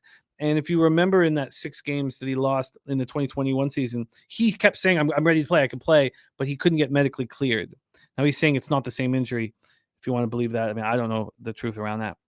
Tyrod Taylor came in and went 9 of 12 for 86 yards. Darren Waller led receivers with 8 catches for 86 yards. With Saquon Barkley out, the combination of Eric Gray and Matt Breida is dreadful. They combined for 46 yards on 21 carries. They were 0 of 2 in the red zone, 5 of 17 on third down. And this defense has been astonishingly bad. They allowed 9.7 yards per play. They had no pass rush whatsoever. 1 sack, 2 quarterback hits. Jason Pinnock returned that pick 102 yards for a score. Thank God. And Bobby Okereke is doing everything he can out there. 10 tackles and a pick. Saquon Barkley inactive for the third straight game with an ankle injury. There's a lot of hope that he will be back here. After beating up on the high-flying Miami Dolphins at home, the Bills came crashing back to earth in that ugly 25-20 loss to Jacksonville in London. Josh Allen was 27 of 40 for 359 yards, 2 touchdowns and a pick. Stephon Diggs caught 8 for 121 and a touchdown. He did lose a fumble. And Gabe Davis caught 6 for 100 and a touchdown. But they got nothing on the ground. The Bills are in trouble. There's Damian Harris, Latavius Murray, James Cook combinations bad. 15 yards on 10 carries. Now they continue their excellent play in the red zone, perfect 3 for 3. They're second in the league. They convert 72.7% of their red zone opportunities. The defense came up big with 2 strip sacks, but they had real problems getting the Jags off the field. And now they lose their starting linebacker, Matt Milano, to a knee injury. He's done for the season. That sucks. The guy's just such a monster. And then the Jags were able just to do really whatever they pleased. They couldn't make the big plays, but they were 10 of 18 on third down. They held on to the ball for 38 minutes and 12 seconds. I mean, that's the recipe. You got to keep Allen off the field. Got to have long drives. The Giants have no hope for that unless maybe Saquon's out there.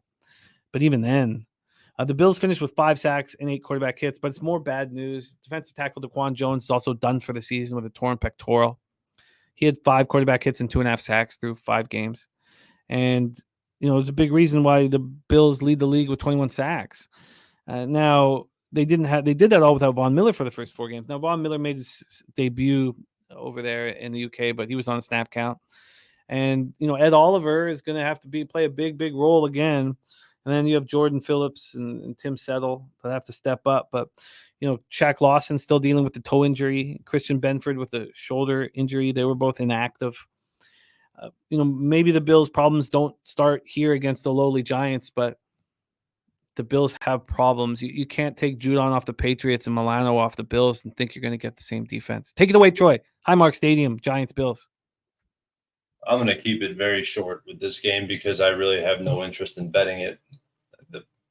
I should probably just leave it at that. But I think I would be on the Giants if we get a healthy Saquon. Outside of that, I really have nothing to say. I want nothing to do with the spread. I got to see what these teams look like. They're battered and beaten. And, Bills should be pissed off. And in that spot, you want to be on the Bills. But I'm not ready to move on anything in this game. I can't have my money on this game. Pass. Yeah, I can understand not wanting it. Trent Bastion just said, just subbed. Glad I found you guys. Always looking for as much betting conversation as I can find. Respect, Trent. Oh, you came a little bit late, Trent. We had a lot of good work. A little bit late. We only have 1 game left. We just crushed the entire slate. So after we're done here, go ahead and rewind and play it back. And we had a good cap on this. Let me ask you, everybody in the chat. Let me ask you, Broadswag says Barkley is going to be in from what I hear. I expect Barkley to be in. What is the drop from Danny Dimes to Tyrod Taylor in your estimation? I don't think it's much of a drop at all. I think Danny Dimes has PTSD from this offensive line, and maybe Taylor will handle it a little bit better. I would say the line would not be impacted by that. I don't even want if you gave me a free bet on this game, I would take the Giants plus 14.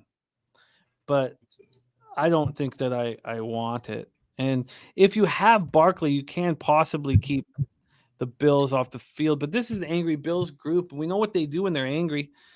They cover and they score a ton of points. And they're angry, but they're also hurting. I don't find it appealing at all. I can understand this total, though. I can understand the move towards the under. People in the chat think Tyrod's an upgrade, and I mean it's hard to say he's not at this point. Yeah, it's hard to say that he's not, but it's going to be tricky for him. I mean, when he sees he's going to be just running for his life, even without, even without Milano. The ugliest bet if we moved on Giants. Well, I can tell you one thing. We will be here for the live stream on Sunday night. We'll be drinking heavily, and we'll find our angles. We'll find we'll find a way to get that cash. But this would just be Giants plus 14 at this point. Let's get into the Monday Nighter because it is a fascinating one. Monday, October 16th, 8:15 p.m. Eastern. Dallas Cowboys 3-2, 1-2 on the road. The LA Chargers 2-2, 1-1 at home. We're at SoFi Stadium in Inglewood, California. Let's get into the line history for the Monday Nighter. Start with the spread. We're sitting here with the Chargers at +2. God, I wish the Cowboys didn't look so bad against the Niners. I know it. Messes up the whole plan. The +2 opened up -103. It's now +2 at -110. Let's get into the total for this one. Sitting at 50.5. It opened up at 49.5. It's climbed to 50.5. That 50.5 is juiced to the over. That does surprise me. Let's get into the cash flow here for this one. On the spread, we have 39% of the tickets and 82% of the cash on the Cowboys, but slight move to the Chargers.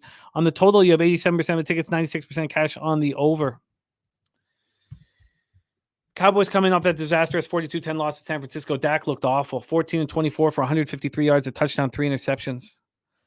The Cowboys were destroyed. They were outgained 421 to 197, made 0 trips to the red zone. CeeDee Lamb led receivers with 4 catches for 49 yards. The ground attack could do nothing. combined for 19 carries for 57 yards. Tony Pollard ran 8 for 29, caught 4 for 35. He also lost a fumble. The defense could get no pressure on Purdy. Finished with 1 sack, 2 quarterback hits. 49ers went 4 or 5 in the red zone, 6 of 11 on third down. And then Leighton Vander Esch, it's too bad. It's just same neck trouble that he's had since his days at Boise. So he's going to be out for 4 to 6 weeks with a neck injury. Safety Donovan Wilson left with a leg injury. He had to be assisted off the field. And, Jordan Lewis and Deron Bland suffered injuries in the second half, or they just didn't want to be out there anymore. Their wide receiver, also all-pro return man, Kavontae Turpin, who caught the only touchdown. He suffered a high ankle sprain, so he's out 4 to 6 weeks. CJ Goodwin, the special teams, very important on special teams, suffered a torn pectoral. He'll be done for the rest of the season. And this is already a team already down Trayvon Diggs. As soon as he left, the cracks started showing. And they can't lose. They can't afford to lose more. Chargers coming off their bye week. They were last seen an underwhelming 24-17 victory at home over the Raiders. They've had double-digit leads in 3 games, only to see them barely, all go down to the final minute. They lost in overtime in Tennessee in week 2. They held on to beat Minnesota and Vegas. And this is the league's second worst ranked defense right now. And they just, got rid of J.C. Jackson, who signed that 5-year, $82.5 million contract. So Asante Samuel, Michael Davis, and Jasir Taylor are going to be the starting quarterbacks for the rest of the season. And Michael Davis and Asante Samuel are 2 of the 6 lowest rated in the league in percentage of making a play on the ball via pass, defense, or interception. Wow. I don't know how this is going to get fixed.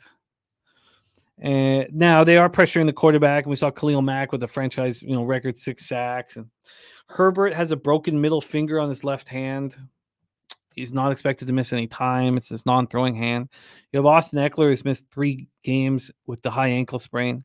He's, they're hoping that he's back. Joey Bosa with the hamstring and the toe. Derwin James with the hamstring. Gilman with the heel. They were all sidelined versus the Raiders. Corey Linsley is out at least the next 3 games with that heart issue. And after this, they travel to Kansas City, and 4 of their next 7 games are on primetime. Look, I want the Chargers, and maybe I just bet the Chargers, but goddamn, it doesn't help that the Cowboys look so bad. And, this is a buy low spot on the Cowboys, and I don't, I can't. How can you have any faith in this Chargers team when you watch them week after week?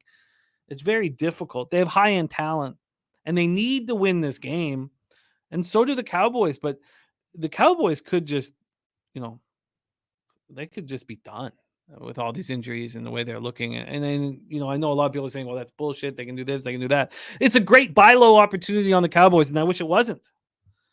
I want the Chargers, and maybe I should just go ahead and bet the Chargers, but betting a team with such horrible defense is not comforting. Take it away for us here, Troy. The Monday nighter, Cowboys-Chargers at SoFi.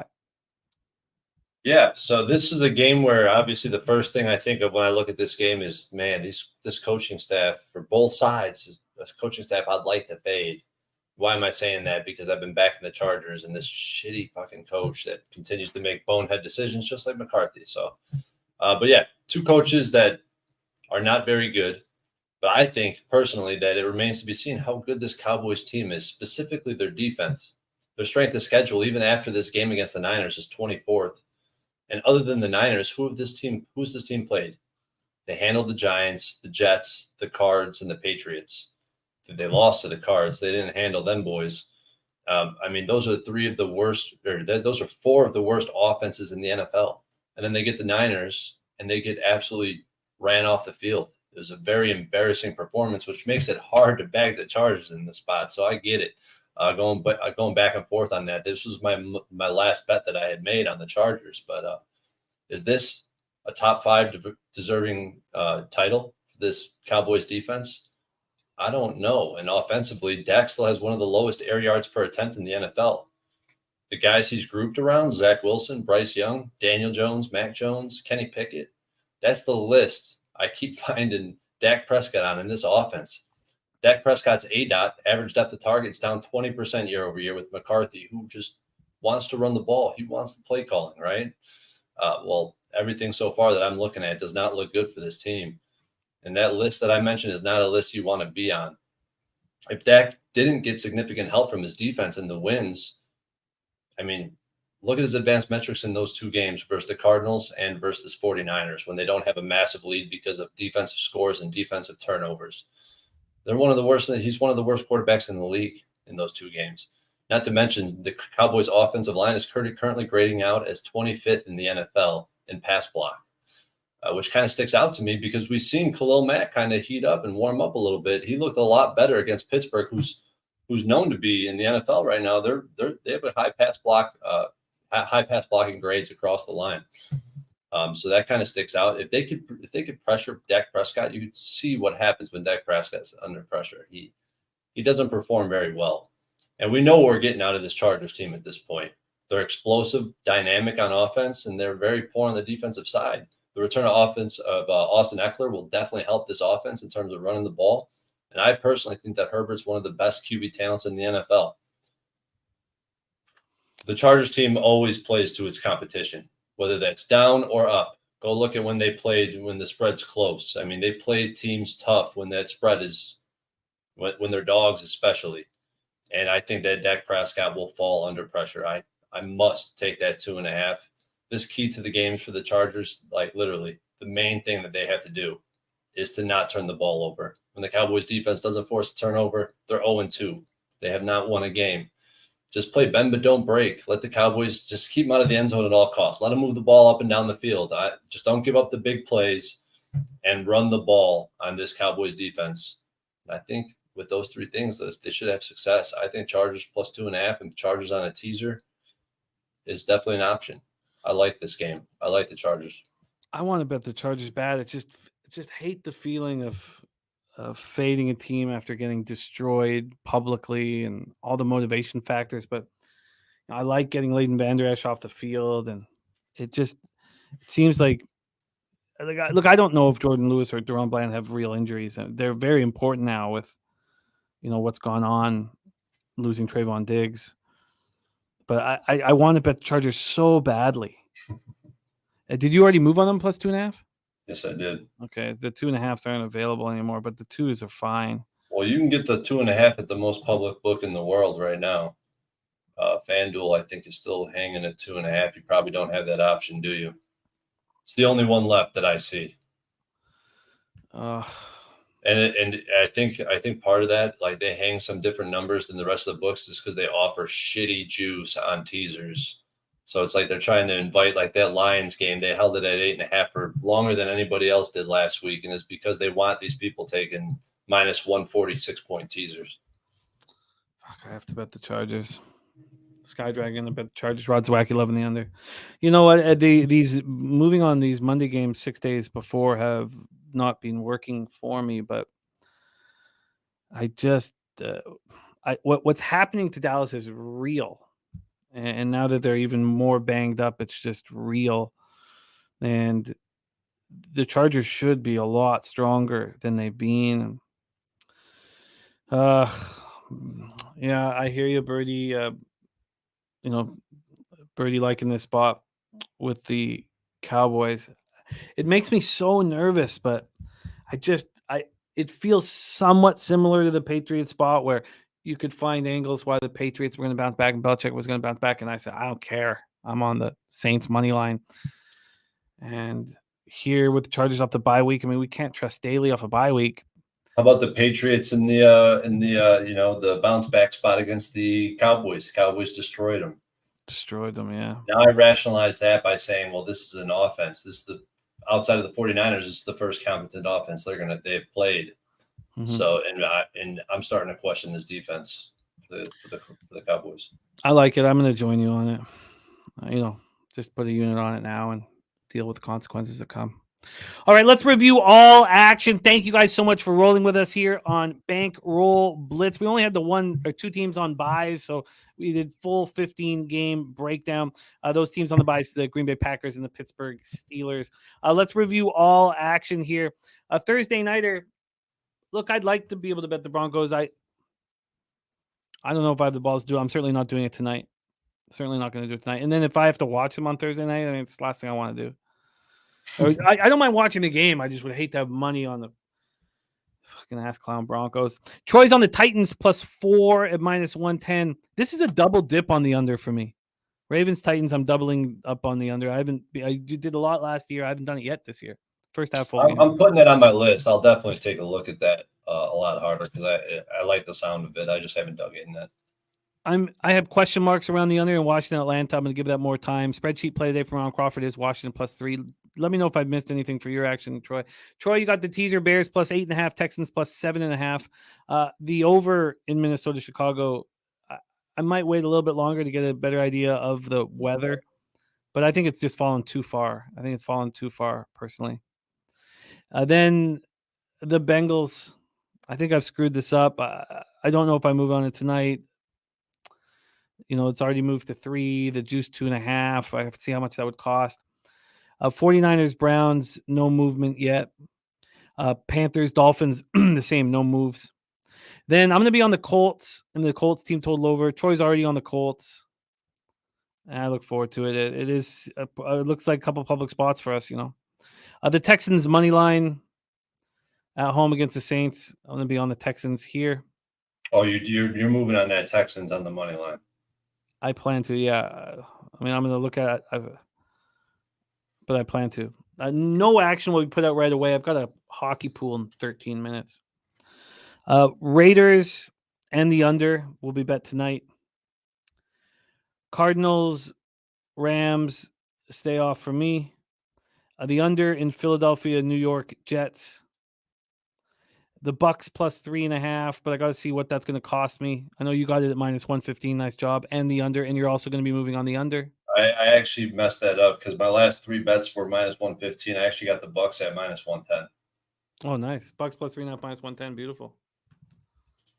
All right.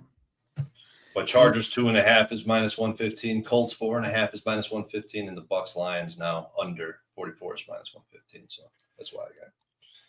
I like it. Giants Bills are Sunday nighter. I'm gonna have to get real drunk to watch that one. And then on Monday night, I'm gonna move on the Chargers for better or for worse. So we'll have to see about that. I'm gonna copy and paste Benny's action here and get it here in the books. Thank you guys so much for everything, for being a part of this show. We have nothing without you guys in the chat. Provide us with such great information, such important information and humor and everything. So we thank you so much. Saturated, Birdie, Harold Williams, Spenny Penny Bombs, Rod Zawacki Rants, Sammy Culmer, Big Show Picks, Chris Mack, Sky Dragon, I Want That Cat. Thank you guys. Rants. Thank you guys. Terry Walker, Jared TG, O+. Thank you guys for the support, man. It truly means the world. Benjamin Mills, Dan Kelly. Well, coming off a strong week. Starting to stack these winning weeks. We've only had one losing week. That was week 2. A devastating losing week. It was a horrific losing week, but we only had one losing week. We combined last week to go 11-7, plus what? 3.75. Sorry, 3.65 units. Good work, or 3.55 units. Sorry, excellent work. Let's go out there and get that cash. Thank you guys, Juan Ruiz, John Paul Bacon. Thank you guys, Ian Shaber. Thank you guys, and a big thank you to our producer Jose Bouquet. My man Troy, any last words for the Cappers here supporting the show? It's a privilege rolling with you, Jimmy, and rolling with everybody in the chat. We got some heavy hitters out here for real. I know they say it all the time, but this is the best community in the industry. So just a privilege to be here, man. Let's get that cash. Let's get out there and get it. Let's fucking go.